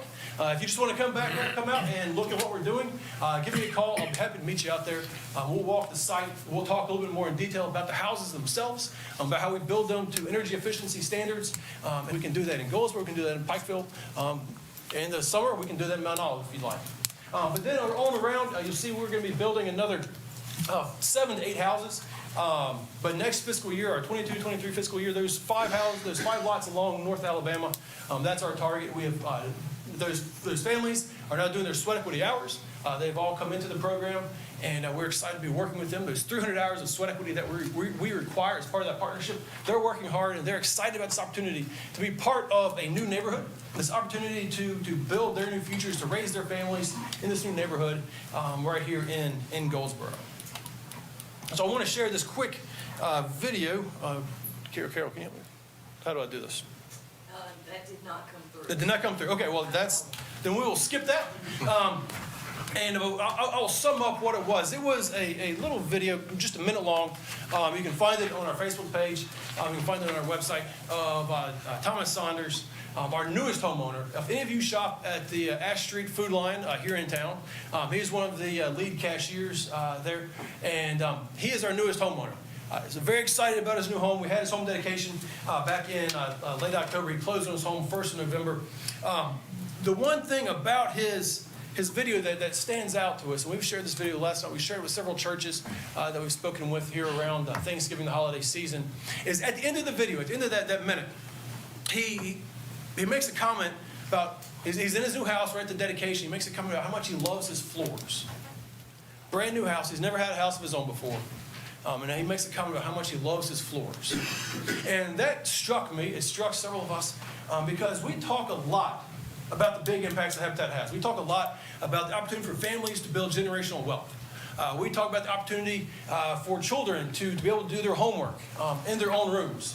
We talk a lot about the fact that families can live healthier lives when they're out of dilapidated housing. But it also matters the simple things, those small things, the Habitat gives families opportunity to experience. And for Mr. Tom, when he said, I love my floors, it was a little thing. In the grand scheme of things, it's a very little thing about his new house that he's excited about. But it means the world to him. And it's an opportunity that the Habitat provided because of the support of Wayne County. In this case, because of the support of the City Council and you, the County Commissioners, because he was on one of those lots that was foreclosed on and was donated to us. And so we appreciate that. And so we just wanted to share with you kind of what we've done and where we're going in the immediate future. We have some long-range plans that we're working on. And as those come to fruition, we'll be coming back and sharing some of that, we hope, over the next 6 months to 9 months. But I do appreciate everyone's support, and if there's any questions, I'm happy to answer them. Mr. Chairman. Any questions? Mr. Chairman. Mr. Aiken. Ms. Whittle, what is the decision on where a Habitat home goes? I mean, what is some of the criteria of picking a location or picking a family or? Sure. Well, so okay, 2 different things there as far as location and the family. Location, we will look for lots just about anywhere. If it is a buildable lot, if it is in a neighborhood that is safe, it is not near any sort of course, we look at crime. We look at any sort of existing environmental threats to the property, the surrounding area. But if it's a good buildable lot, we will, and we can afford it, or if it's donated to us, we will likely build there. As far as the families go through a qualification process. We have an application process once a year, runs from June 1 to August 31st. And during that time, we take applications from families, and we're looking at various things. First, for our program, currently they have to live in Wayne County, live or work in Wayne County. If they do that, they have to have a housing need, which means they are experiencing some sort of a housing crisis, whether it's a dilapidated house, whether it is an overcrowded house. If they live in public housing or receive government support for their home, that is considered a housing need as well. So we look for a housing need for those families. They have to fall within our income range. We do work with 40 to 80% of median family income for Wayne County. And then they have to have the ability to pay because, as I said, we do not give these homes away. Our families are buying them at affordable mortgages. And so we look primarily at their debt-to-income ratio, making sure they can afford that home that we're going to be selling to them when the time comes. And so, for example, this year we received over 400 applications during that 3-month period. Of those, about 30 to 40 were qualified to the point that we asked them to provide additional information to us. Of those, about 10 did reply, and we're going to be building, 9 of those replied, and we're going to be building for 6 of those in the coming fiscal year. Any other questions? Mr. Chairman, you say, you don't give them the homes, if you help them with the finance and all, what's your turnover rate? Very little. We in the 87 houses we've built, we have had 3 families that were not successful. 2 of those were before my time. One was a true foreclosure where they decided to stop paying, and we took the appropriate steps after that. We had the next 2 families gave us the houses back. They ran into some personal issues that they were no longer able to stay in their houses, and so they deeded the houses back to us, and we were able to recycle those back, all 3 of those back to other families. Go in, repair them, fix them up, and recycle them back into the program. Great. Any other questions? All right. Thank y'all so much. Appreciate Thank it. you so much. Our next presenter is Register of Deeds, Constance Corum. Ms. Corum.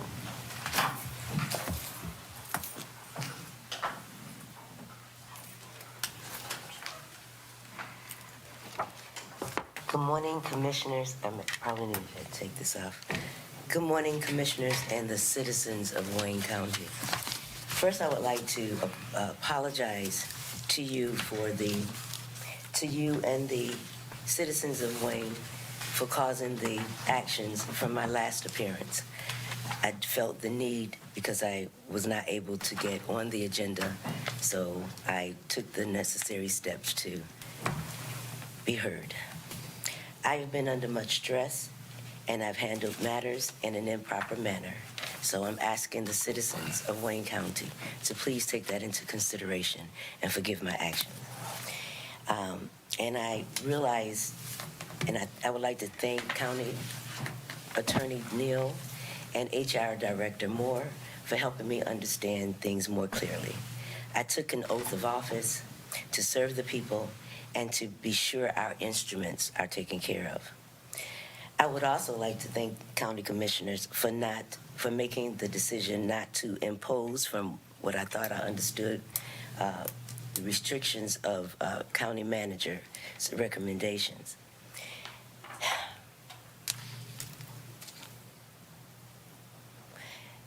With his recommendations, the operations of the Register of Deeds would be heavily impacted. The more responsibility and the more jobs that will be removed from this position will diminish this office. So I thank you if I understood correctly your response. I would like to ask that you realize the operations of the Office of Register of Deeds is rapidly changing, and some of the restrictions, as I have outlined in my presentation, needs our budgeted requirements. There are changes that have been required by the general statutes of the state of North Carolina. So please realize I am fully aware that I need your help. The office will not operate efficiently and up to its capacity if it does not have the proper manpower and the proper staff assigned, if it does not have the proper budget to purchase the increase of new equipment that is now required. The increased costs will be the need not only of Wayne County, but across the state. As technology increases and we learn how to use technology more efficiently, we have to require that equipment. We have to require that equipment that would allow us to keep up to date with technology and to meet the state standards and that is needed to operate this office. This is a new day and time. We can no longer run the office as we have done in the past. As I speak to you today, I ask you to pay close attention that much has occurred in the last 12 months. I definitely need your support in the projects needed to upgrade this office. COT is already approved for the past 5 years, for the next 5 years as our vendor, and they have a method to assist us into reaching the 21st century. As of December 31st, 21, the state goes paperless, and we will no longer receive paper birth records or paper death certificates, and we will have to pull them from the new NC-DAVE system. A lot of notaries currently are being done electronically, and again, our office is unable to make that transition at this time.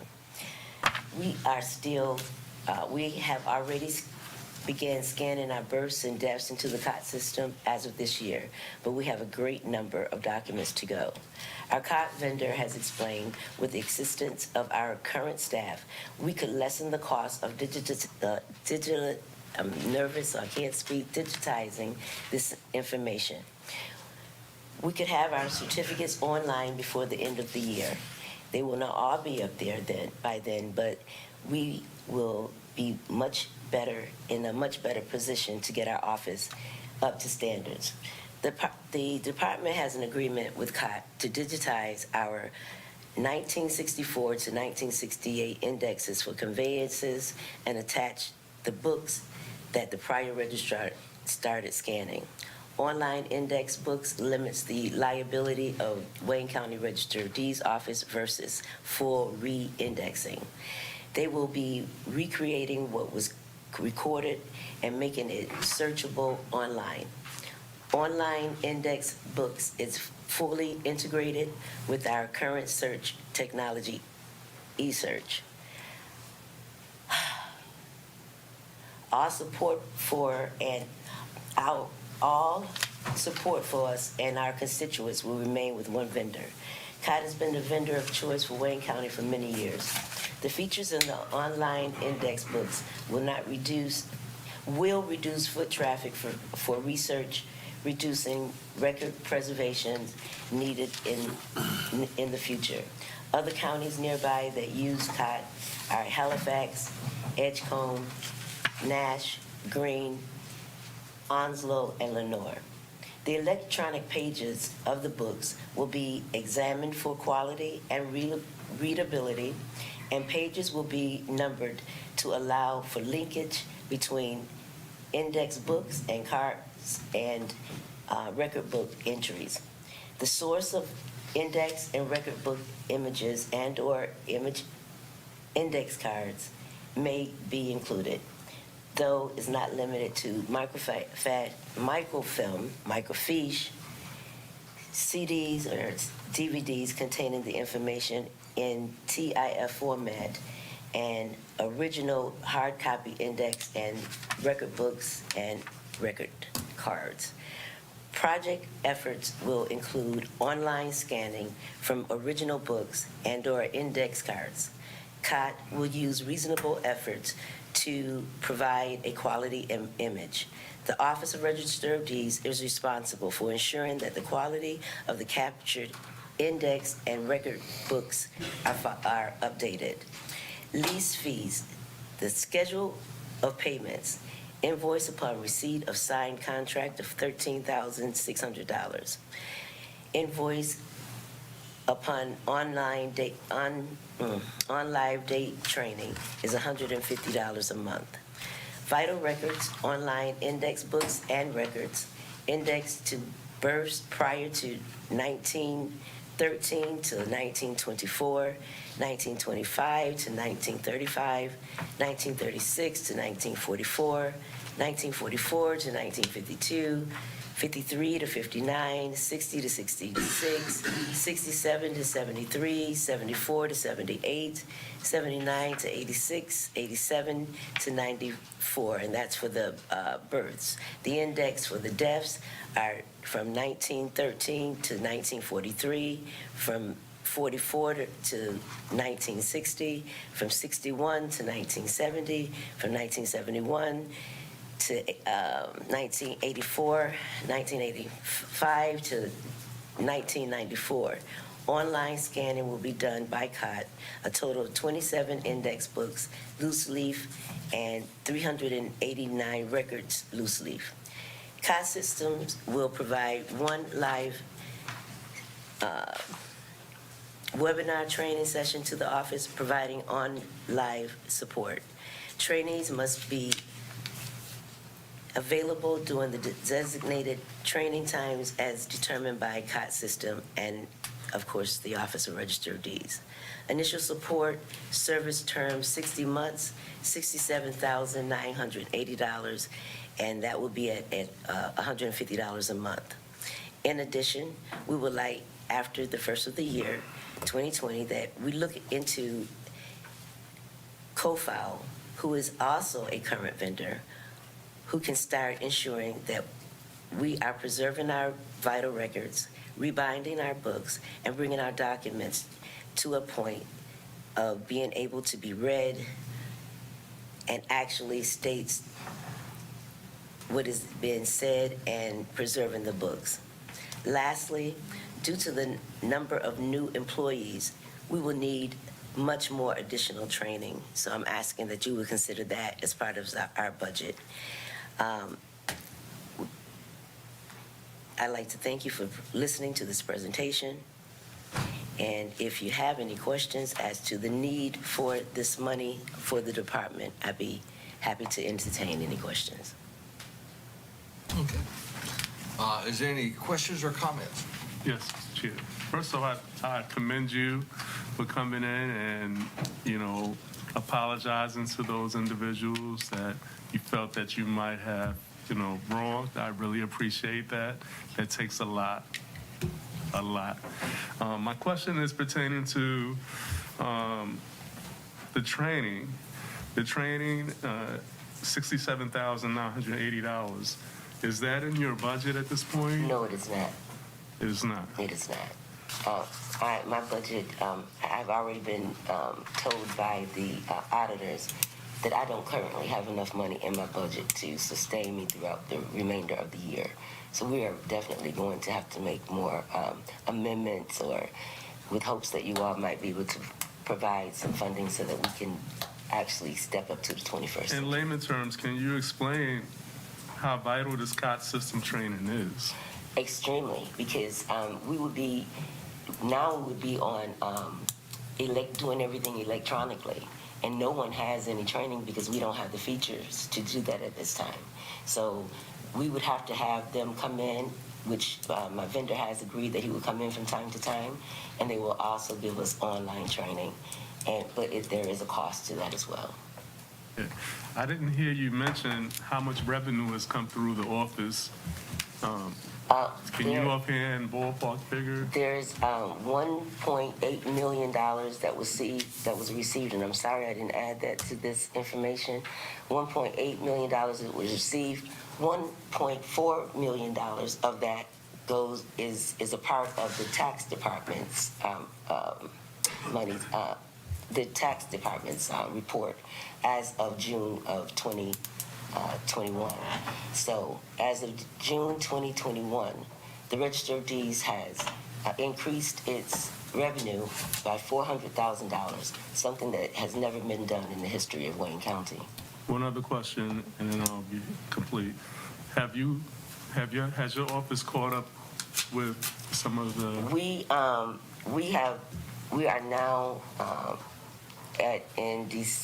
in December the 1st. I've indexed up to December the 1st. And we have people working today during the 2nd and 3rd with hopes that we will be able to get December completed before the end of the year, because it is a necessity. And I can tell you that I spend many hours at home, on weekends, sometimes in the office, just to make sure that the key verifying is done so that we can actually release days. It has been a very stressful time. Thank you. Thank you, sir. Any other questions or comments? Thank you so much for your presentation. Thank you. And thank you for listening.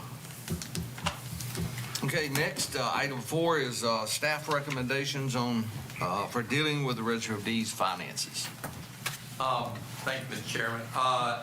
As you're aware, at your August 17th, 2021 meeting, the board approved of hiring a new position in county finance to help the Register of Deeds with their county finances, i.e. accounts payable, state reports, etc.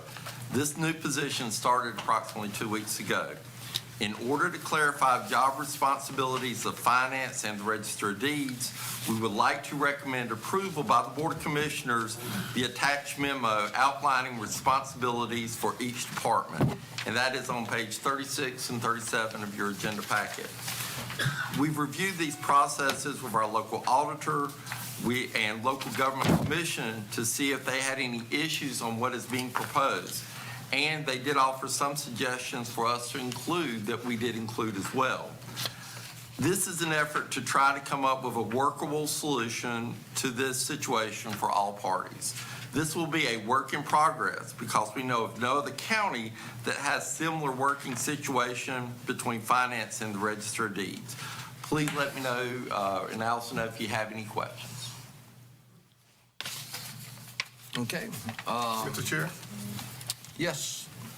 I move that the recommendations from the county manager on the handling of finances for Register of Deeds be approved. Okay, we have a motion on the floor for approval of the recommendations from the county manager on the handling of finances with the Register of Deeds. Mr. Chair. Is there any discussion? Yes, sir. I just wanted to know, Mr. Honeycutt, what were some of the recommendations, if you can, in layman terms? The issues that we've had is a lot of keying into the software system, our Munis system. So basically, we would remove that responsibility from the Register of Deeds, put that to the new finance officer position or the new finance position, and have them key it in the system. The Register of Deeds still has the responsibility of approving invoices, submitting invoices, those type things. We're not taking any of that approval away from her. But as far as putting it into the Munis system, we would do that at the finance level. As far as budgeting, she still has the authority. She still has authority for budget amendments. She still has authority over her budget. However, this will take away the Munis piece that is where we seem to have some issues with. The other issue that it would be is that we're asking for read-only access to COT reports. Again, don't want to have any responsibility to have access to key in information to COT. In order to help her do her reports, we do need access to COT to make sure that those reports are turned in and turned in on time. So again, it really will go back to a manual process for her. And then as far as the keying in, that will be done by finances. Did I miss anything else? So she still has authority? She still has authority. Okay, that's what I was concerned about. Ma'am, you're not recognized. Please. Wait. I'm not trying to. If you've got some I'm really questions, not trying to. if you will take those up with the county manager. I was just about to ask the question. Okay. To how our Register of Deeds feels about the situation, because we would like her input just as well as we like any other department head's input when something is going on with their department. So I was just going to ask her to come up and speak because she was still here. So. Thank you. Thank you, sir. No, Thank you, sir. just a moment. I am not asking for any more comments as such. And You just asked for as comments. such, as chair, I'm just saying, we are in fact taking recommendations from staff, and those discussions are by the commissioners. We have not asked for any input from anyone else. I'm asking for input now. I understand you Okay, let me may ask be, a but question. When we had other directors up here in other departments, we've asked recommendations from Human Resources, we've asked recommendations from those departments. I So why understand. now we wouldn't do that? We are not asking for any comments at all from anyone. So if you have some comments, you're more than welcome. I just asked because I'm trying to get information. I understand. Earlier in this meeting, you said that you didn't want to have something on the agenda because you didn't have information. So therefore, I'm asking for information now so I can make a. We've already a had vote. discussion. These discussions are within the board. Okay. Any other comments? Her giving this information will be within the board I too, right? understand that. Just Okay. no different. So Being why a do we motion even on the ask? floor and no Why other do we ask our comments, county I call manager for for the information? question. And with that in mind, all those in favor of the motion, You please are signify bad. by raising your right hand. Please, sir, please. All those That was a opposed, joke. all That those was a opposed, joke, raise man. your right hand. Please, sir. Yeah, All right, the motion is carried. I have We're no moving morals, forward. no Thank nothing. you so Y'all much. don't care. Ms. Corum, if you could just It is terrible. if you can just write a letter to the commissioners on what you've That's right. observed You made today, I that think that would comments be. by written. Too late now. Thank you so much. But if this decision, because this is not even the response that I received from the county manager on just Thank you so yesterday. And the county manager was supposed to speak with you about that Exactly. information and get back to us, Thank but you he so didn't. much. And he did We're not. moving forward. And he did not. We have the consent agenda at this point, and on the consent Man, they should have agenda never of gave those you a items, gavel. I would entertain a motion for approval of the consent agenda. Appointment committee's next. Appointment committee, I apologize. Not a problem. We do have a appointment committee, and I do understand you have a report. Yes, sir, Mr. Chairman, the appointment committee met this morning, and we submit the following. Appoint Carrie Ann James and Judith Gray to the Wayne County Tourism Development Alliance, replacing Tyrone Barrett and Bharat Prajapati, and that's in form of a motion. All right, we have a motion from the appointments committee. Any discussion on the motion? Being none, all those in favor signify by raising your right hand. All those opposed? That's all. All right, we're moving on to the consent agenda. I'm sorry, I didn't see the appointment committee. That's all right. I'm ready today. Consent agenda. I entertain a motion for approval of consent agenda. So moved. All right, we got a motion. Any discussion on the motion? All those in favor signify by raising your right hand. All those opposed? The consent agenda is, in fact, if there's items that are not supposed to have any opposition, and consent agenda should be unanimous unless something is removed. Agreed. And so for the last two meetings, it hasn't been, including today. So I need to make you aware of that, because if that's, in fact, I can't do a split vote on the All right, consent agenda. Commissioner Foster, what item would you have us remove from the consent agenda if you are opposed to the consent agenda? I would like some more information on the property on Walnut. You would like to have more information on Yes. that? I can show you the property, I believe. Well, it's in your agenda, actually. The information's in your agenda. And who is Oliver Design? The city would have to answer that unless, What page is that on? Does anyone know? 62 on page 62 to 68. Okay, I see it now. Good morning. This was a request from the city. It was 412 East Walnut Street. The city received an offer from Oliver Design. It was $9,500. The tax value on that property is $6,210. City and council approved it at their November 15th, 2021 meeting. I don't know the specifics of Oliver Design. To my knowledge, it's just a local LLC that buys property. I don't know of any plans they have for it or anything to that effect. I can certainly follow up with the city if the board needs me to. I do know it was offered to the adjoining property owners because that's standard procedure for the city when they receive these types of offers. But if you needed more additional information on Oliver Design, I can reach out to I just city know finance. with the cities, there's been some discrepancy sometimes with them with land.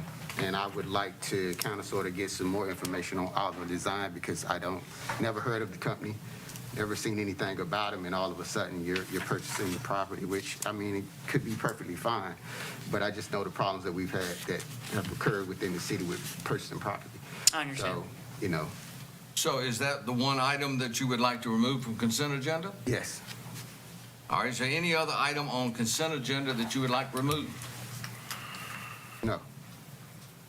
All right, I would entertain a motion for approval of consent agenda with the exception of item 3. So moved. Which is the motion to approve sale of surplus property at 412 East Walnut Street. So we have a motion on the floor for approval with the exception of item 3. Any discussion on the motion? When would item 3 be brought back up? Very shortly. I could get that information and have it ready for the next meeting. Actually, I will entertain a motion right after the consent agenda on the matter. Okay. Thank you very much. All those in favor of the motion to approve the consent agenda with the exception of item 3 signify by raising your right hand. All right, that was a unanimous vote. I will now entertain a motion for action on item 3. I'd like to make a motion that we... No motion? Commissioner Williams has one. I'd like to make a motion that we actually return with this item next commissioners meeting. All right, there is a motion on the floor that item 3 be placed on the agenda at our next meeting. Any discussion on the motion? Being none, all those in favor of the motion, please signify by raising your right hand. All those opposed? It don't matter to me. Was that a yea or a nay? Yeah, but yeah. Okay, It don't matter. so that to me was far as- unanimous. Just to make sure I understand, they have reached out to both owners on both sides of the property. They have to. Right, so they've done that. There's a local bill that applies to them, so before they can go through with this process, they have to offer it to the adjoining So property. what we're doing, this guy, whoever this is or company has paid more than what it's worth, correct? His offer is More than the tax value, I'm sorry. Yes, sir. And so what we're doing is we're going to just find out who Oliver Design Group is. Yes, sir. Okay, that'll work. All right.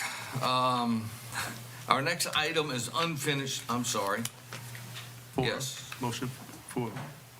Our next item was unfinished business, the Cad Contract Amendment.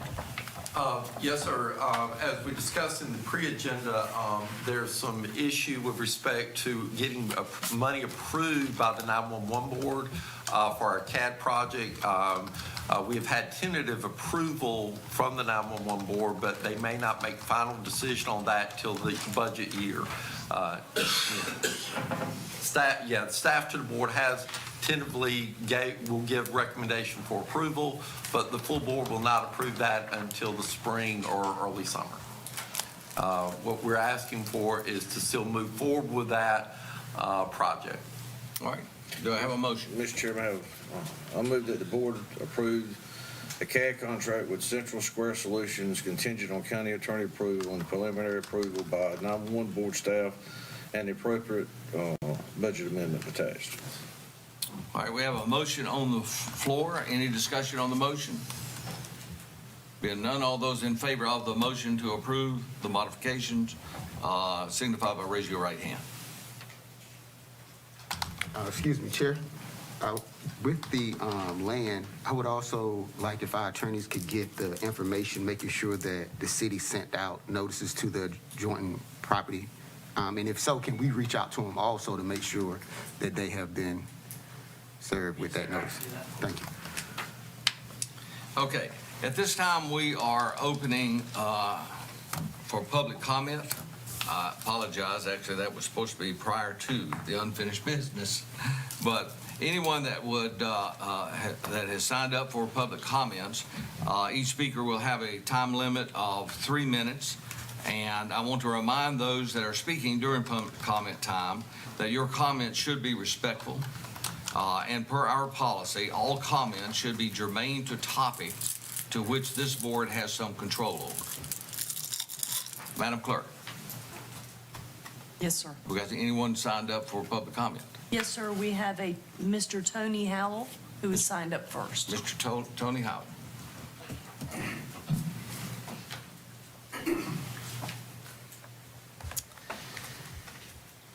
Thank you so much. I am Tony Howell, Town Administrator for Fremont, and I appreciate this opportunity. I want to thank, first of all, Chairman Daughtry and the Wayne County Commissioners, Mr. Craig Honeycutt, Ms. Donna Phillips, and I'd just like to recognize that Ms. Mayor Pro Tem Joyce Artis is here with us today, Alderman Leroy Ruffin, and Mr. John Pippin, all from Fremont, so we do thank them for attending. Just want to be brief because I know I have to be. As I do thank all of you for your flexibility and leniency in working with us in our former library in Fremont. As discussed, the building has several concerns, with the most apparent a leaking roof, that short-term repairs have not done enough. In my short 8-month tenure as town administrator, I have been working to get funding for the roof and other repairs on the building. Concerning a Northern End library study in 2020, I would like to make the case that this year Fremont has seen an upsurge in new residential construction and development. We have the potential of 187 or more homes being built soon. To further break this down, 28 homes are now under construction and are either in the town limits or within proximity of Fremont's ETJ. Additionally, 4 lots in town are under development for new homes. There are plans for a 55-house subdivision with modifying it up to 68 homes. Also, there has been discussion for a new subdivision with approximately 100 homes just south of town. The new Fremont School, located next to exit 14 off of I-795, may double in size, perhaps 600 to 800 students. Upon completion of the new school, the newer section of the existing Fremont School facing 222 West could be an opportunity for a northern branch library for both Fremont and Pikeville. Also, there is land immediately behind the Fremont School playground that might be considered. This location would offer great access for Pikeville residents via I-795 and the new Fremont School only just a block away.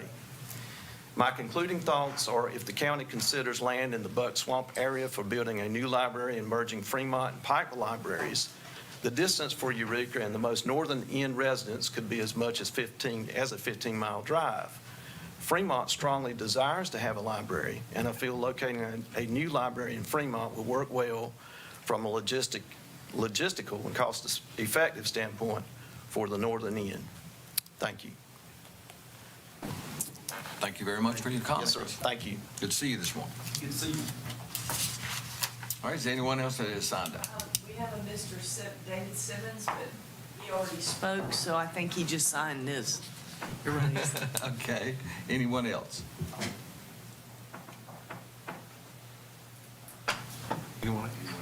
No, sir, I'm sorry. Okay. All right, public comment time is concluded, and we're moving on to new business.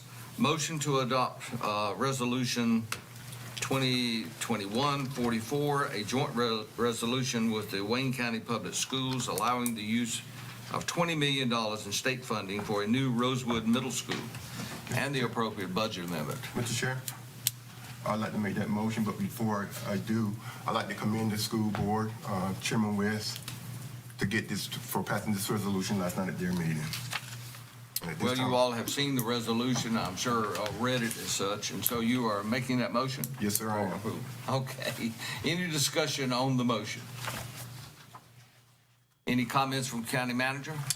Again, I do want to thank the superintendent, and I want to thank our local delegation as well, Representative Smith, Representative Bell, and Senator Perry. He's bad as I am about forgetting names. He's already, but no, this is a direct allocation to Wayne County, and the purpose of the dollars was really for Rosewood Middle School. And this can either be new construction or it can be renovation as well. But the commitment that we have and this is why we're doing the joint resolution, that everybody knows that the $20 million is specifically for this project. Thank you. Okay. Any other comments? Seeing none, all those in favor of the motion to adopt the resolution indicate by raising your right hand. All those opposed? Well, that was unanimous, I believe. Yes, sir.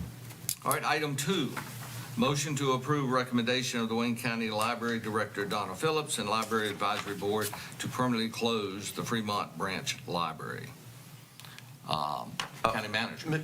Mr. Chair, we can kind of continue the discussion that we had during our agenda meeting and talking about with respect to Fremont, and we really appreciate the town administrator and the work that he has done and really trying to shore up the building. But it's been about an 11-month process to get to this point. And, our concern was the assets that we have within the building, and also making sure that, the health and safety of our employees, if they were some mold issues as well. One of the things I think Donna's mentioned, and I applaud the library staff for doing, is to ensure that the level of service really hasn't dropped. So the hours that we were using in Fremont, we doubled up in Pikeville. I think Donna said it's only a 3-mile drive as well. So we still are providing the services. The children's services are now being provided at the ACOC Center. So we're still trying to provide services and still recognize the need for libraries in the northern part of the county. I think that the issue about closing this permanently is that this helps us begin focus and looking at other options instead of maybe trying to go back and retrofit or renovate a building that may or may not be worth saving. So, Donna, did you want? Yeah.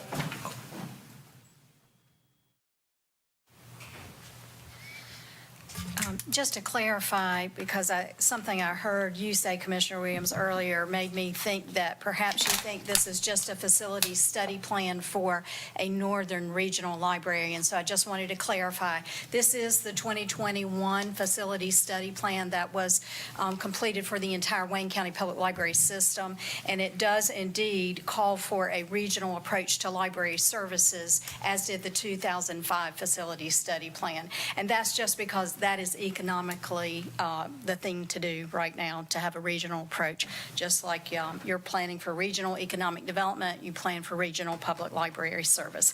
All of you were given a copy of this. I took this to the county manager's office. All of you, you had your name on it, so it was delivered to you.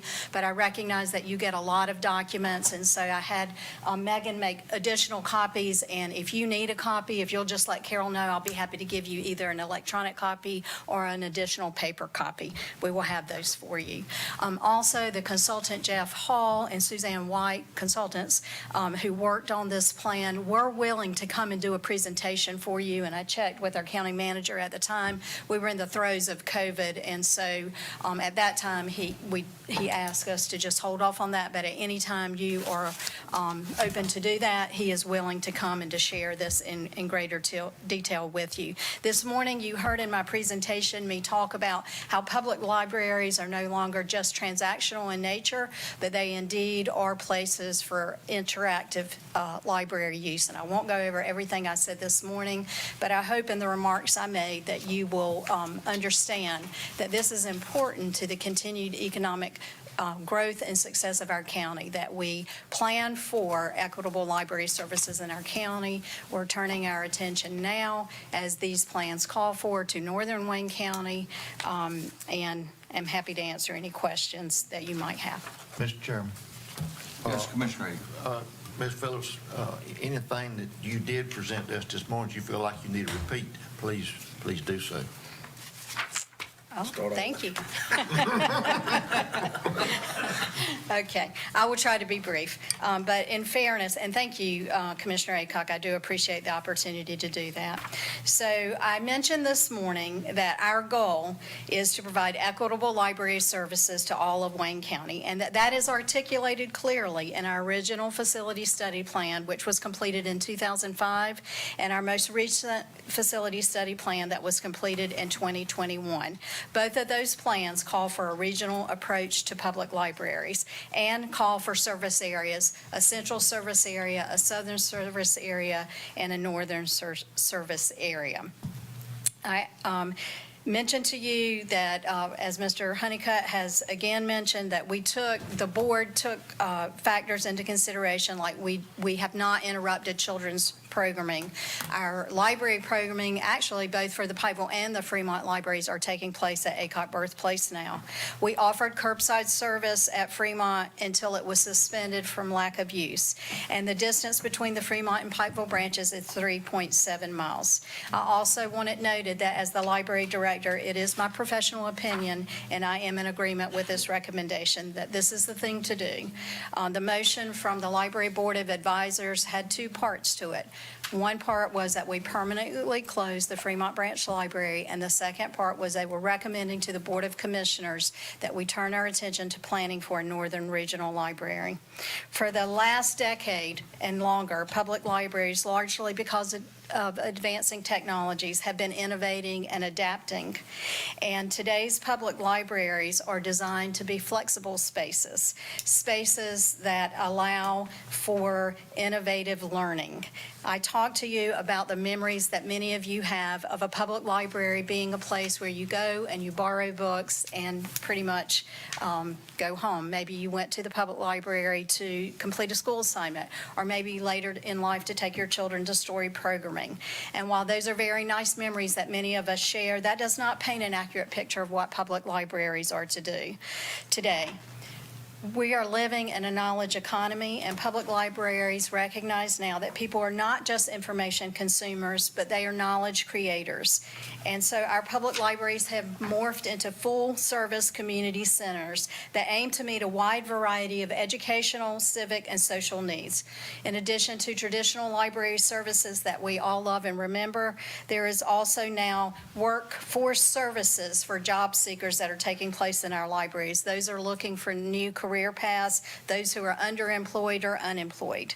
Also, business owners and employees are using our library resources to support their small businesses, and entrepreneurs come to the library, oftentimes using public libraries' 3D printers to build prototypes for new products. Senior adults are receiving technology training in our public libraries so that they remain engaged in an increasingly digital world. And there's shared community commons space in public libraries today, which encourage exploration, creation, and collaboration. And collaboration is important in our world today. There are digital labs in public libraries with access to technology, and not just that access, but also instructions so that people know how to use the technology and can have equitable opportunity for success. There are innovative learning and maker spaces. There's telehealth taking place in public libraries. There are social workers being placed in public libraries, because where better to come get information than a public library? I mentioned to you that the spaces in public libraries now are being designed for flexibility, and that's so that we can adapt with the changing needs of our users. But we also, when we're planning public libraries now, want to make sure that these spaces are equitable and that there's opportunity for all, including those who have learning and physical differences. Our public libraries in the Pikeville and Fremont communities now, just because of the nature of what those buildings were originally designed for, do not accommodate those needs. And so I thank you for your time. I just, in closing, will say, again, I want to reiterate what our board chair said this morning. Public libraries reflect on the value that communities place on education and quality of life. Thank you, and I'm happy to answer any questions. Any questions? Mr. Chairman. Commissioner Aycock. Ms. Phillips, did you have the full vote of your library advisory board? Was it 100%? Yes. Lee Holtz, the board chair, was not in attendance that day. She was out of county, but I talked with her before the meeting, let her know that was on the agenda, and she was in favor. Commissioner Williams was not present at the meeting, but everyone else voted unanimously. I'd like to say one more thing, too. I've discussed this with Kendall Lee about the condition of the library. I understand that it is only mold, mildew, and stuff in the walls, and other concerns about your staff.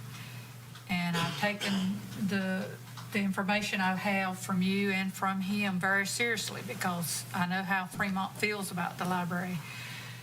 The study that's been done, I would like to see the board involved in some in this, because I still think it needs to be back towards the northern end instead of the Buck Swamp area. I really do, and that's going to be one thing that I'm going to really stand up for.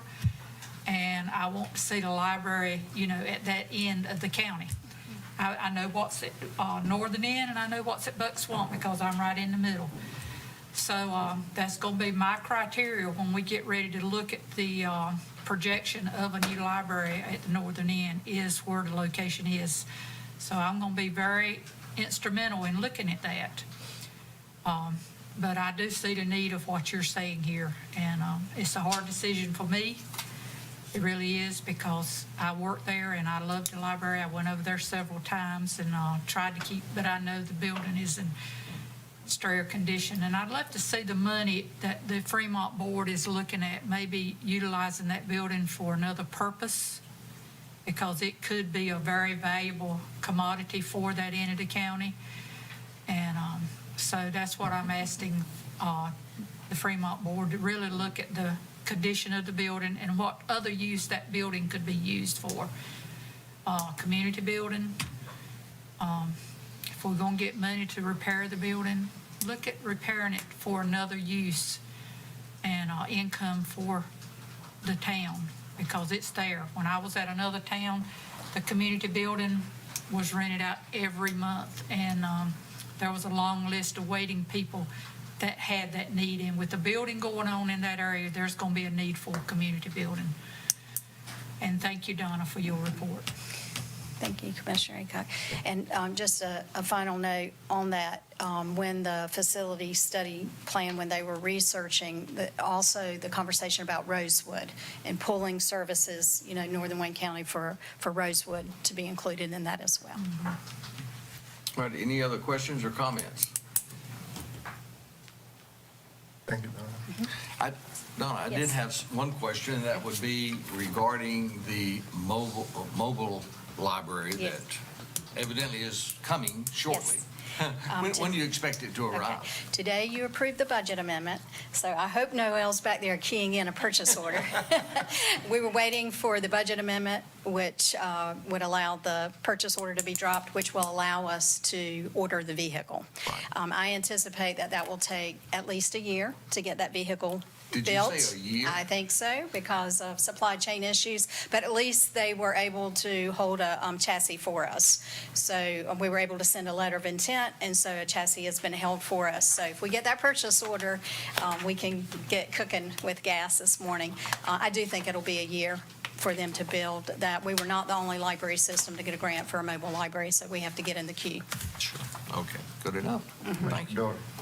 Yes. And I appreciate you and the library board utilizing the state-owned facility that's in the northern end. And that building's there, you know,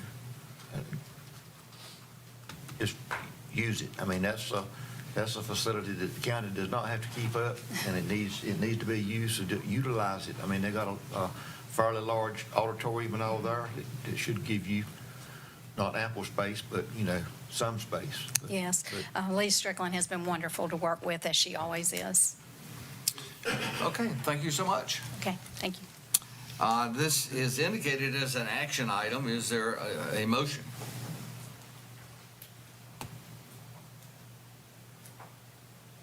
Is a discussion, sir?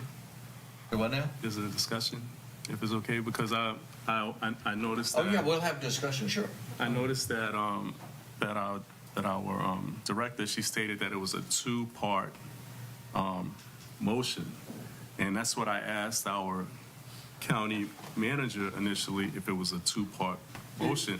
It's a two-part recommendation, but really the motion that the board needs to approve of the closing right now. And again, the talk about a northern library and location and those type issues, that is a long-term discussion that we have to have. But what we really need from the board today is a motion to support the recommendation to close the Fremont Library. Right, and then after that, we're having discussion on. Yes, sir. Yes, sir. All right. Thank you. Chair, I make the motion to approve recommendation from the Wayne County Library Director, Donna Phillips, and Library Advisory Board to permanently close the Fremont Branch Library. Okay, there is a motion on the floor. Any discussion on the motion? I do have a little comment. I know this is a hard decision by all concerned. As far as the board, as far as our board, individual commissioners, as well as the folks in Fremont. But there's a real issue here, and we, unfortunately, this is a time where you have to kind of step up and do what you have to do. That said, all those in.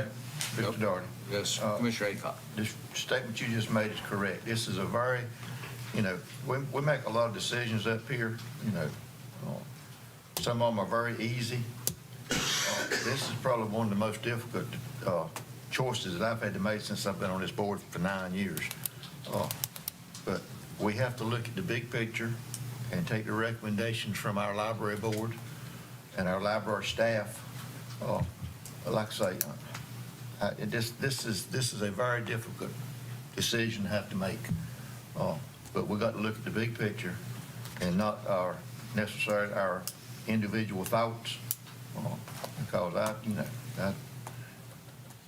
I don't like doing things like this, but sometimes that you have no choice but to do it. This is called hold your nose. With that in mind, all those in favor of the motion indicate by slowly raising your right hand. All those opposed? Okay, that was the tough one. That was really a tough one. Our next item on our agenda is discussion on the Dudley Library. Thank you. Commissioner Williams. Thank you, sir. Thank you, commissioners, for indulging me in my concerns for Dudley.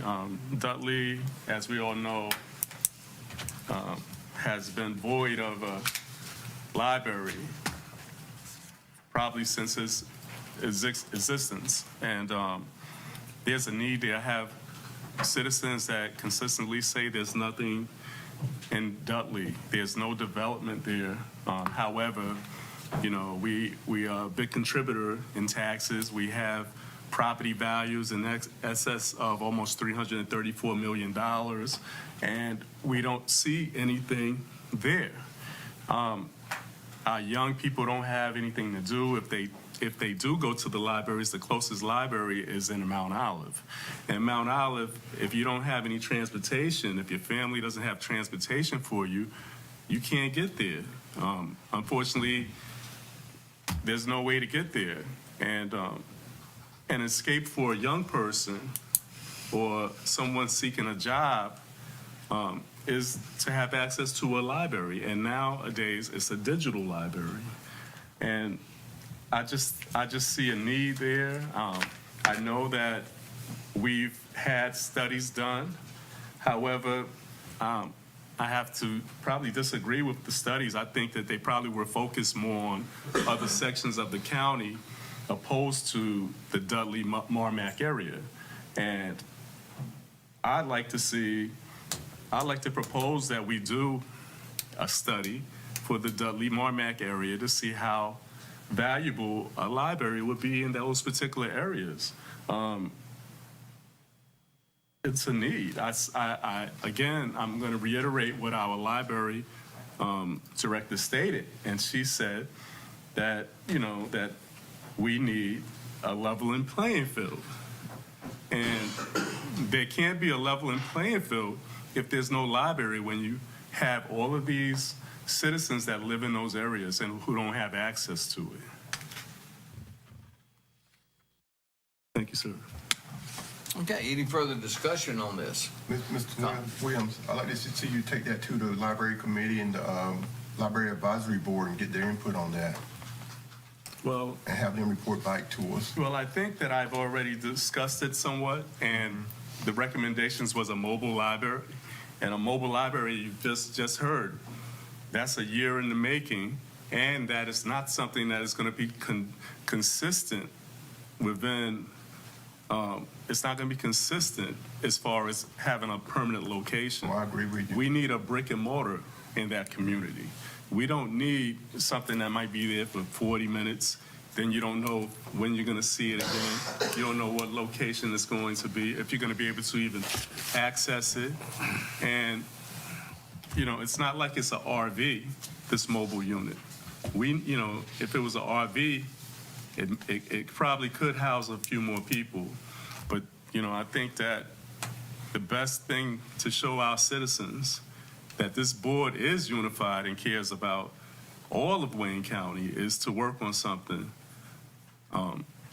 even if it's a satellite library, where we can do a study with a satellite library. I think that one of our commissioners mentioned, let's find a small location, let's find a small building that maybe we could lease and just do, and that could be part of a study to see if there is a need, if people do use this facility. But that's what I'm asking. Are we doing this study, or is the library doing the study? Might I suggest, if I could, during our retreat in January, when we schedule that we have these consultants come and make the presentation. Let's ask Donna to come, the board chair, and let's have an actual discussion at that time regards to the library and those needs. Mr. Doherty? Yes. Could I also make a comment? Yes. You know, by serving on the previous board, we went round and around. You know, it took us several years to make a decision on the library in Mount Olive, and at the same time we were having all the discussion on the Mount Olive Library, we were having the same amount of discussion on the needs in the northern end of the county. And I certainly can't disagree with Mr. Williams of, you know, a library in another location. I'm not disagreeing. but, you know, the plans for the renovation of the building in Mount Olive and looking at some type of facility, whether new or finding a building that can be renovated like the one in Mount Olive. The next priority that the previous board had, and I know previous is a big word, but the next priority after Mount Olive was something in the northern end of the county. And I don't want to see us vary from that thought that the previous board had, because, you know, all of us knows there's a lot of need out there, but when there's a need, there's always funding involved. And my opinion is that, you know, let's concentrate on fulfilling our obligation to the northern end, and then we can always look at prospects in other areas of the county. But that's just my 2 cents worth. Mr. Chairman. Yes. I was not on the previous board, but if my memory serves me correctly, I think that the Northern Library may have been on the docket prior to the Mount Olive to be looked at. And the reason that Mount Olive was pushed first is because the old Belt building come available, which is now the Steel Memorial Library. I don't know if I'm right or wrong on that. Correct. And Mount Olive was instrumental in helping acquire that. They already, their local library board was heavily involved in it. And Mr. Parker, you can, money. And you can, Mr. Parker and Mr. Daugherty, y'all were here. I do not know what the figure was, but they had a sizable amount of money that they had already collected for that library. And that was what swayed it to the southern end, because of the funding that they had already acquired. Also, the school system, I asked this earlier with the school board members here. The school system, all the schools have a library at each school. Is that something that the county library, or do they kind of work together on things, or how does that? And because I'm trying to utilize, our resources, We have really good partnerships with our school librarians, and we try to work very closely with them. You might remember that we have a partnership so that every school child in Wayne County, they can use their school ID card if their parent opts into this, and that provides them access to our digital resources at the public library. Our public library staff goes and does training for teachers in our public school system to let them know about the digital resources that we have in our public library and that are available for students to use. Public school libraries and public libraries really serve a little different population, because school libraries are for the express purpose of serving school children. Public libraries are for the purpose of serving the entire community. So our missions are a little bit different, but yes, we certainly work in a collaborative spirit.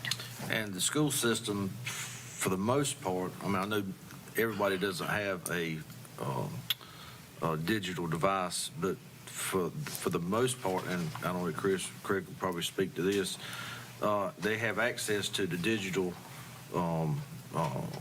devices that can access the digital library, or the portion of the library. That's correct. We have something called the NC Kids Digital Library which our General Assembly supports, and we're very appreciative for an increase in funding they gave us this year for that. And that is what allows the public school students to access our digital books for students. Thank you, ma'am. Yes. Thank you, Mr. Chairman. Okay, any other comments? Mr. Chair, if I could, I mentioned to Donna, we will be glad to get the consultant who did the northern look to come to one of our January meetings, if that is the wish of the board. Well, she said it was the whole county, not just the northern part. That's correct, but he'll be speaking to this. Yes. Thank you. One final thing I do want to say, just because I love a day when people are advocating for public libraries. It's my moment, so thank you for that. But let me just say, and I know this is not what you're describing, what you're describing, Commissioner Williams, is an internet cafe. And that is a method of public library service that was popular a few years back. No, that's not what I'm describing. A digital library. A digital library, however, not an internet cafe. Right. It's a different term that public libraries I actually use. traveled to California, and I saw one of the first digital libraries Yes. that is in existence. Yes, wonderful one in San Antonio, Texas, Yeah, so too. I mean, I don't want to get into a debate. However, if it's a library with books and digital technology, the matter of fact is that it's a need there. Right. It's a serious need there. If you look at some of our kids have problems reading, but if they had a library, if it probably could boost up their scores, their reading levels. So I mean, it's just it's something necessary. I guess we won't hear the last of it. Just like you have a passion for it, I have a passion for it, and I think that overall it's going to be a good thing, regardless how it looks at this moment. Right. It's going to be. And I respect that. I know you and I had conversations about this, but I know they haven't necessarily heard this, so I just want to inform you, and then I promise I'm going to sit down. So our mobile library was one effort, because we know we cannot afford to put a public library in every community. So that is one effort to get into the remote areas in our community and to get both print and digital resources into the hands of the public that need them and have barriers that prevent them from getting to the library. Another thing that I am very excited about, there is a partnership between Wages and United Way of Wayne County, and very soon now, in January, I believe there'll be a dedication, I hope I'm not misspeaking, on the Stephen and Susan Parr Family Learning Center. This has been a long-time dream. The public library had the opportunity to apply for grant funding, and we received that, which allowed us to bring affordable, high-speed internet to the Dudley community. On the water tower now, there is the infrastructure there. We had to have that so that we could provide the services in that Early Head Start Center. It will be an Early Head Start Center serving children from birth to age 3 and their parents. Our grant allowed us to fully furnish, the library fully furnished the parent learning room in that center, and our public library, and we purchased, how many Chromebooks, Megan? 30 Chromebooks. And this happened because when school went online, we were speaking with the principals at different schools, and we learned that in Dudley, there were not enough Chromebooks at Brogdon to go around to all the students. So we had the opportunity to apply for these grant funds so that we can get Chromebooks into the hands of students and families that need them. And the library can come in and do what it does best. And we can teach those families those technology skills so that they can learn to be advocates for their children, so that they can support them in their educational goals. And that is just a shining moment that's going to happen very soon in our community, and I'm very proud that our library's touching Dudley in that way. I got one more thing. So the library system is working kind of hand in hand with the broadband internet. Absolutely. And so we're constantly searching for opportunities for funding that will help us build broadband connectivity in our community. That's what public libraries do. And so grant opportunities that could potentially come down will be for that very thing, digital inclusion, to make sure that everybody has access. So our eyes are open and we're watching. And that's a big part of the ARP funding as well, is the digital connectivity part of it. So we've asked Open Broadband to begin looking at options for that. We don't have anything yet, but they are working on options and saying what we can do. But I do want to thank Donna for that. She reached out to Chip. Chip put them in contact with Open Broadband. It was a $50,000 grant that tied in well together. And I do want to mention about, if you don't think Donna's excited about the mobile van, in her office, she has already got quadrants laid out about routes that mobile unit will take, and really making sure that we can be consistent and reach everybody within the county. So let me brag on my staff. They are doing that work. I have the quadrants on my maps because I like to create the dream, and then I have a dream team at the library. And so they each have been assigned a quadrant, and they are already mapping out where routes. We're talking to community partners to find out where we need to go so we can have the best bang for the buck. I thought she was going to say that she's got a 3D prototype. Mr. Chairman. Yes. And I want to commend you on your process of applying for grants, because Thank you. we see budget amendments all the time. There's very few meetings that go by that we don't see a budget amendment from, I won't say every meeting, but at least once a month. We see budget amendments from the library on grant money that they've received. Thank you. And I mean, really, thank you. Thank you, Commissioner Aycock. Megan Wilson back here, my assistant director. She and I have our eyes constantly for grant opportunities. Someone else is going to get them. Why not Wayne County? Amen. If you don't ask, you will not receive. That's right. Okay, thank you so much. And Donna would have us talking all morning about the libraries. Okay, item 3 is a motion to approve a budget amendment for the purchase of the Emergency Response Mobile Command Center for the Wayne County Sheriff's Office.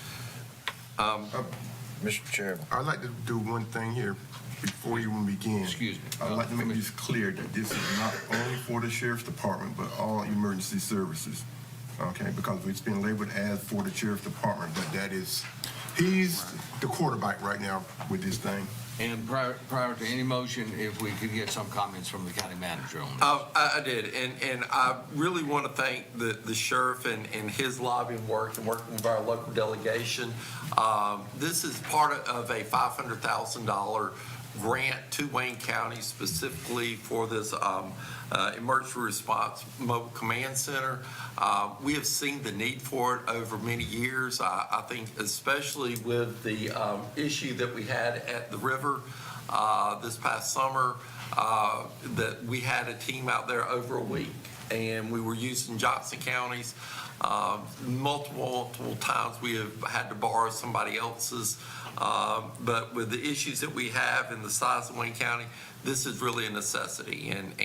But I do want to thank our legislative delegation, Senator Perry, Representative Smith, and Representative Bell for making sure that this $500,000 was included in the budget that was recently approved. And with that said, I'll turn it to the sheriff. Okay. Chairman, Commissioners, it's already been said almost what I was going to say.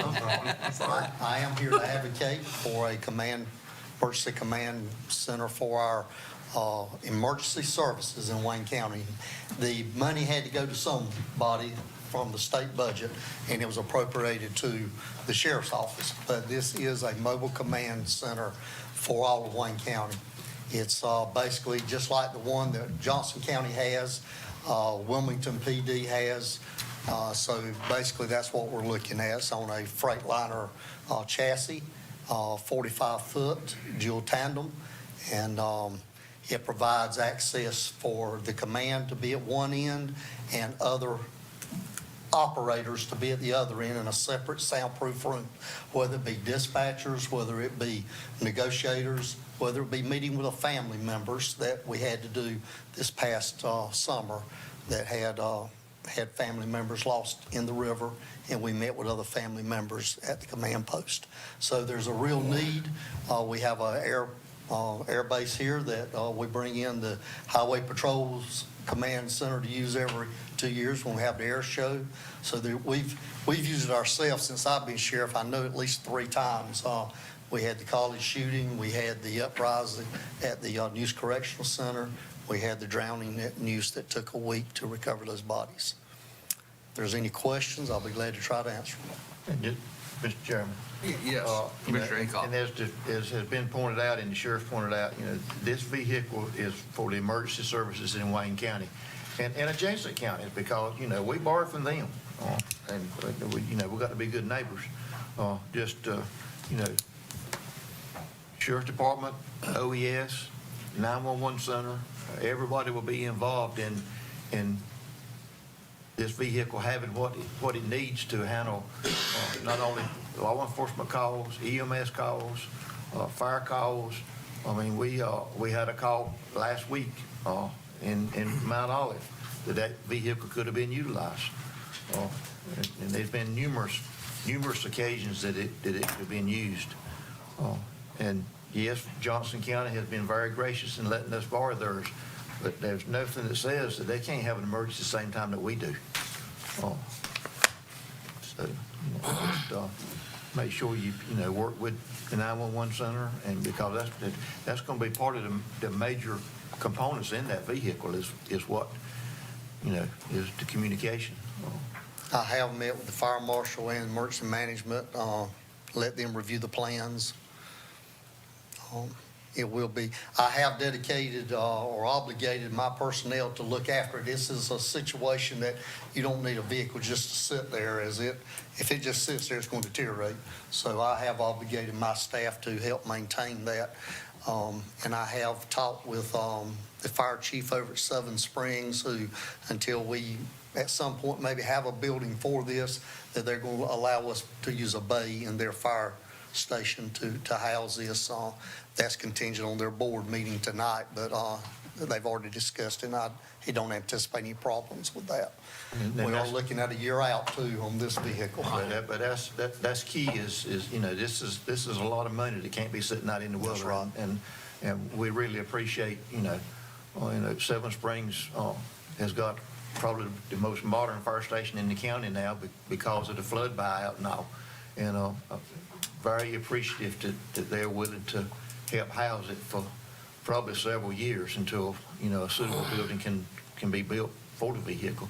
And this is a building that, the sheriff rotates his cars out, about every 3 years or so? 3 to 4 years. Well, but this vehicle, it won't be rotated out for, the life of a fire truck is what, Chris, 20 years? Yeah. And you can refurbish it for another 10? Yep. So this vehicle would fall in that same category. That's correct. This is not an expense that we're going to be, the county's going to have upon them every few years.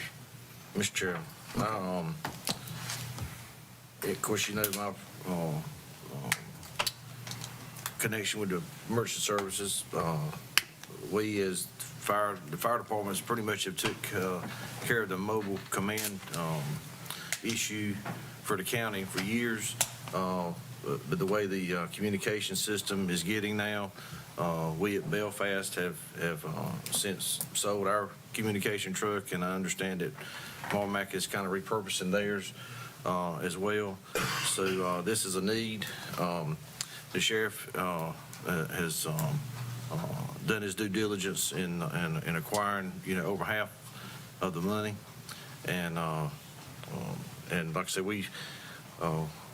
we're indebted to Sheriff Bizzle for letting us use his, and if he needs anything that we have, we do the same. But it's a need for our county, and it's been in the need for probably the last 7 to 10 years. It's been talked about, and now it's come to the point.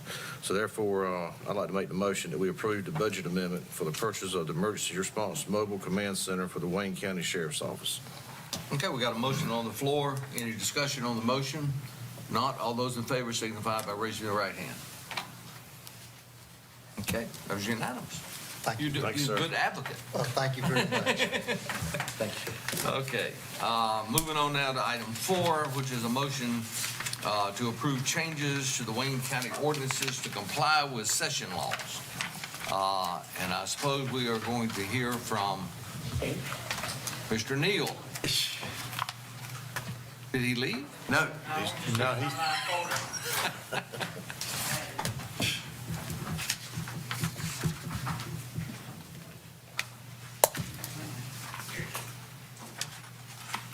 It's probably on Craig's desk.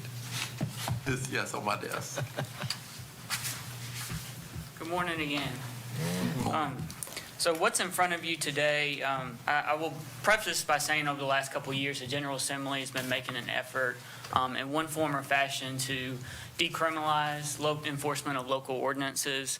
About 2 or 3 years ago, all local governments, cities and counties had to provide a list to the working committee in the General Assembly of all the ordinances that we had that were criminal, and that was part of an ongoing study. That culminated in Session Law 2021-138, and then on the second page of my memo, it's 108 in your packet. I provided the 2 applicable sections that apply to Wayne County. So there's 2 statutes that were changed as part of this legislation. It was 150A-23. So 150A-23, basically, old version of that, allows counties and cities to charge people with Class 3 misdemeanors. So in North Carolina, you have A1, 1, 2, and 3 misdemeanors. So this is the lowest level misdemeanor for violation of a ordinance, for a local ordinance. In addition to that, there's other sections that allow the county to go into civil court, and we can get orders to try to abate nuisances or stop any violations. So what I've provided for you, the part that's been struck out is what's changed, and then the underlined part is the new portion of the statute. So what you see now in subsection B and B1, so what the General Assembly has done is they have created 7 ordinances, types of ordinances for counties that can no longer be enforced criminally.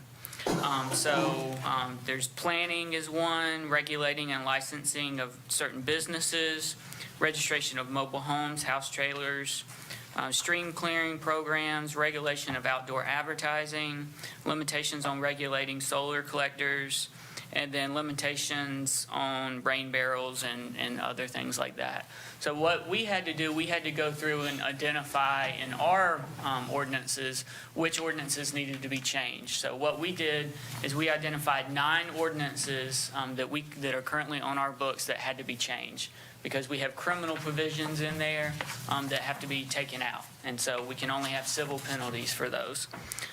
The other statute that was changed was 14-4.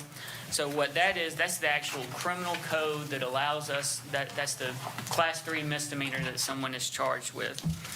If you look on page 109, what it has done is we can no longer enforce ordinances on the ones that we can unless we specifically state that we're going to charge someone with a Class 3 pursuant to 14-4. So that's the remaining 6 ordinances that need to be changed. So we said in those, we will charge you with will be charged criminally. Well, that's not good enough under the new statute. We actually had to specifically say 14-4. I will point out to you subsection C, new subsection C of 14-4. Now, this doesn't apply to us. This would be a district attorney determination, but it actually built in certain ways that these people, if they are charged criminally, if they go to criminal court, these charges can be dismissed. So if they actually show substantial compliance with the code, or under C2, the person provides proof of a good faith effort to seek assistance to address underlying factors relating to unemployment, homelessness, mental health, substance abuse. So it has built in some things so these people aren't charged criminally for relatively minor offenses. I will preface all this by saying I've been with the county 4 years. I know of one person that we've ever charged criminally with an ordinance.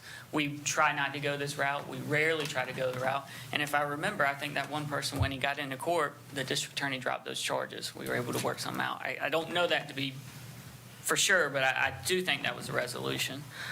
So this is very rare for us. We hardly ever do it. If anything, we have staff that go out there, meet with the person, discuss what's the underlying conditions, what can we do to get it right? Because, I mean, you're talking about a Class 3 misdemeanor, it's going to be a criminal charge on somebody's record, and then it's a fine and court costs. It's really not necessary. We just want compliance. So starting on page 10, there's the 9 ordinances that are currently on the books where the criminal language has been removed. That's our proposal. And what we have proposed is basically a civil penalty of $100 for any violation. And then in addition to that, it gives us the ability under current 153A-123 that we could go to court if we determine that that's necessary to stop an abatement or anything of that nature. So the ordinances on 110 through 115, those 9, we were proposing action on those today, so we can be in compliance with general statutes, and that would remove the criminal component to those ordinances.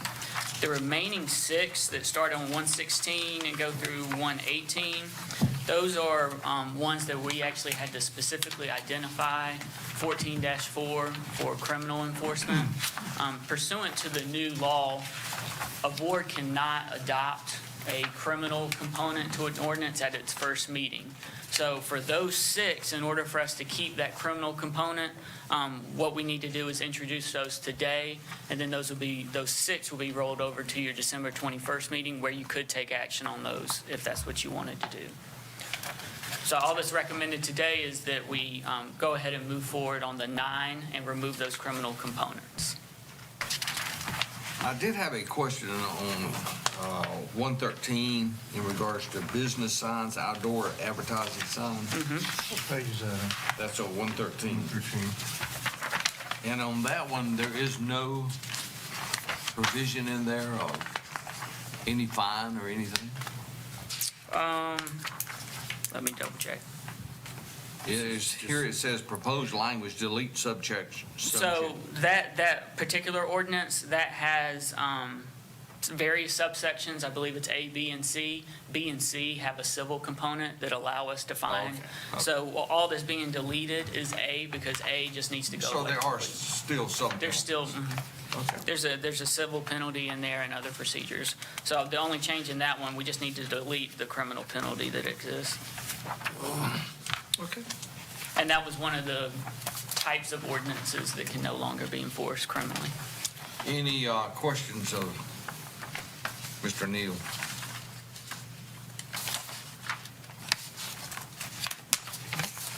Mr. Chairman, I make a motion to, that we approve the changes to the Wayne County ordinance to comply with Section Law 2021-138, new general stats, 153A-123, and general stats 14-4, as recommended by attorney. All right, you've heard the motion. Is any discussion? Being none, all those in favor signify by raising your right hand. That was unanimous. And those remaining 6, Mr. Chairman, those will be rolled over to your December 21st, and then we can adopt those at that time. You got more to come. Thank you. All right, we've had our public comment time. County managers report. Just one quick reminder that our countywide Christmas luncheon is scheduled for Thursday, December 9th, from 11 a.m. to 2 p.m. At the Maxwell Center. So please invite you. I want to thank Ginger and our employee committee. They've done a wonderful job planning, and the Maxwell Center staff. So please come. The staff would love to see you. And that's all I have. That's all you have? Yeah. Is that a floating? Is that starts at 11 or? Right. It starts at 11. It is a floating. Yes, Okay. ma'am. Yes, ma'am. Keep in mind, you got some new commissioners that hadn't been down this road before, so keep them informed. Yes, sir. Commissioner Foster. No comment. Commissioner Aycock. That's Barbara Aycock. Thank you. Enjoyed the Christmas parades this weekend. I enjoyed the smiling faces of the children. I mean, it was just a wonderful event, and the camaraderie we had with the other commissioners and everything. I really enjoyed that. Goldsboro, Fremont, Pikeville, done a great job. I want to thank them for putting on all the hard work they did, and also for Mr. Stewart. He was recognized in Fremont. I thought that was absolutely wonderful that he was recognized as Grand Marshal. He was a big part of Fremont, and he is truly missed. And I think Fremont done an excellent job in his recognition as Grand Marshal, and I want to thank Fremont for that. Okay. Commissioner Hardison. I would like to echo Commissioner Aycock's comments on the Christmas parades. Had a great time, fellowship with the other commissioners. And I also like to congratulate Mr. West, been elected school board chair again. And to the school board, thank you for endorsing the resolution for Rosewood Mill. Appreciate it. Great. Commissioner Aycock. Just, the parades has already been mentioned. We had a busy weekend. 3 on Saturday and 1 on Sunday. Mount Olive Parade was great. I think most all of them changed their routes this year, so they kind of threw us in a loop, but we made it through. Thank the town of Mount Olive for their their efforts now. Fremont, the same. You know, it's, when you participate in a parade, you really don't get to see it. But you could, all of them had fine parades. Goldsboro, fantastic parade. As many of y'all know, I had the honor of driving the Grand Marshal for the Goldsboro Parade. Our mayor of Nahana, he's a special needs. And I especially want to thank Laura Landers for making that happen, because I say that young man, he's younger than I am, but, you know, he is getting on up in age. But, you know, anytime you can help someone that needs help in caring for themselves, it touches a spot in my heart. And by her making the effort to make him Grand Marshal, because usually the base commander does it, but he couldn't do it this year. But that's a memory that gentleman will have for the rest of his life. And when we were the number 2 spot in the parade, and when we got up on North Center Street to turn on Ash, I said, Bruce, we've had a busy day. I'm tired. He said, I am too. I said, well, you ready to go home? He said, I would really like to look at the parade. So we pulled over on the edge of Ash Street, and we got out, and we stood there for an hour and a half, and we watched the parade. But that's what it's all about, helping someone else. And like, again, I want to thank Laura Landers again for making that happen, because initially she had asked me to do it, and I told her that, you know, he usually rode with me. And I got bumped from Grand Marshal to driver over in just a matter of a few minutes. But that's what it's all about. And powerful parade. We had a good parade. And the fellowship that the commissioners had. I mean, we didn't have our commissioner hat on that day. We were enjoying the parade just like everybody else. And I really appreciate everyone that participated. Thank you. Mr. Gurley. Well, Bruce might be a little getting up in age, but he still got the moves, because he was getting it done at Mount Olive. I enjoyed it. I mean, there again, I probably acted like a big youngin' like I usually do, but I had a ball. I got carpal tunnel from throwing candy, but other than that, but no, I did. We had a good time. We got the music fixed, by the way. You did. Yeah. But Eureka's is Sunday at 3 o'clock, I think it is. So we got one more to go. And I wish everybody a Merry Christmas. We're coming back for another one, just in case I don't see you. Hope y'all have a Merry Christmas. I appreciate John doing the prayer this morning. He's a good friend, and you know, when it comes to Christmas, I want somebody that can get to the Lord a little bit easier than I can, and he does it for a living, and he's a good person. Chris and I have been friends for 35 years. Chris West, he's the chairman again, but I'm going to tell him thank you, because on every commissioner meeting Tuesday morning, he picks my girls up and takes them to school for me. And Michelle didn't know that until last night. So I appreciate you doing that. One last thing, I'll get to the serious part. We are working tirelessly to bring more jobs to Wayne County. Our economic development division and our regional approach at that. But that being said, we've got a major issue in Wayne County, and not just in Wayne County, it's other counties as well. We got a sewer issue, and you know, John Carr's big saying back in the day is, if you can't flush, you can't dance. Well, you know, everybody didn't really get to what he meant by that. If we don't have a working, viable sewer system, we can quit attracting or trying to attract new businesses. And that's a dire need that we have in Wayne County. So that's a number one priority, as long as I sit here, is to make Wayne County, as a regional approach, and I think that's about the only way that we'll be able to afford it and to get it pushed, is to get a regional type sewer system in our area. We're looking at some stuff now that the budget's passed. Speaking with Representative Bell and Senator Perry last week, we are some of the flood mitigation. I spoke with Chip about this as well. Some of the flood mitigation stuff that we've got in place, we're going to try to work on some things.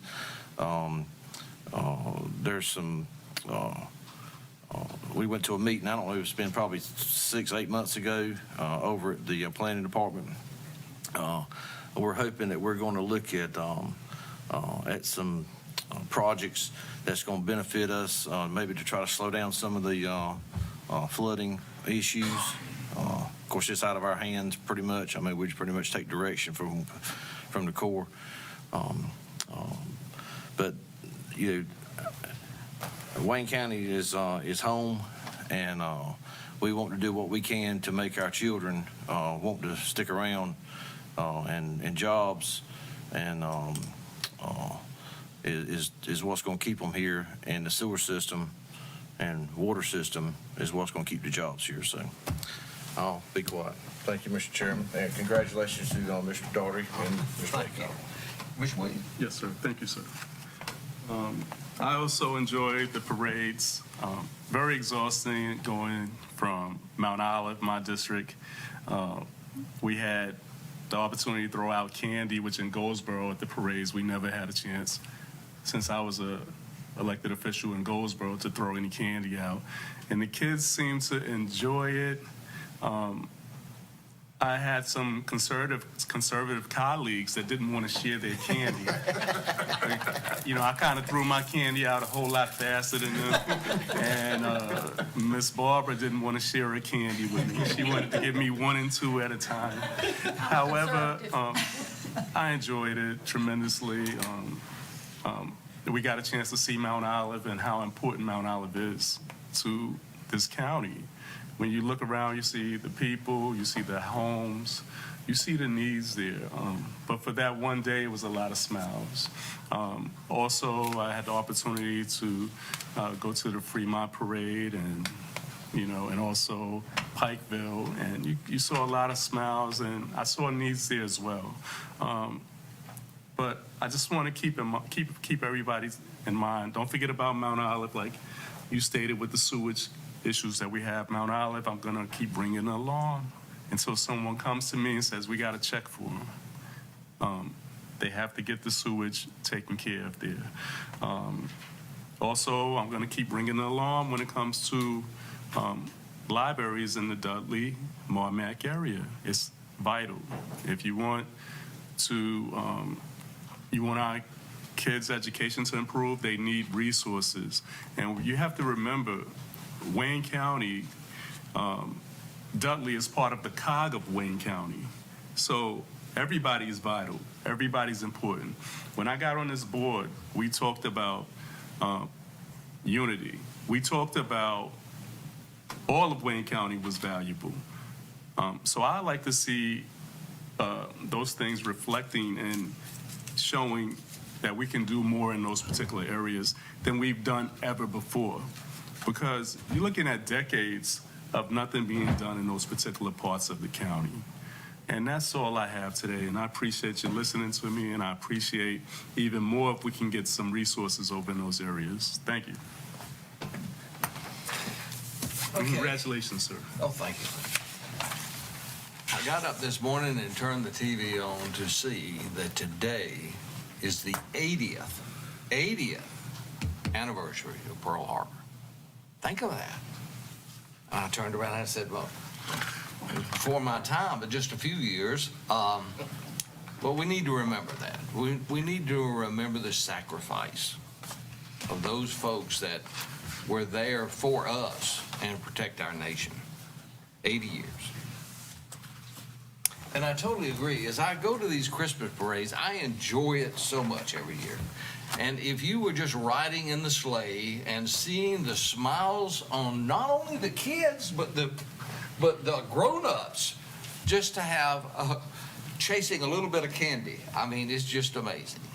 So with that in mind, I'm hoping this board will pass a resolution and asking the Goldsboro City Council to allow the children at the Christmas parade in Goldsboro to participate, because it's really rewarding, and I think we need to ask the city council to reconsider and institute the ability for those participating in the parade to actually throw a little candy out. Thank you so much for your confidence, and I look forward to a year from now when I can state like our former chairman just stated. I look forward to that day. With that said, is there any more business to come before our board? And if not, we are adjourned.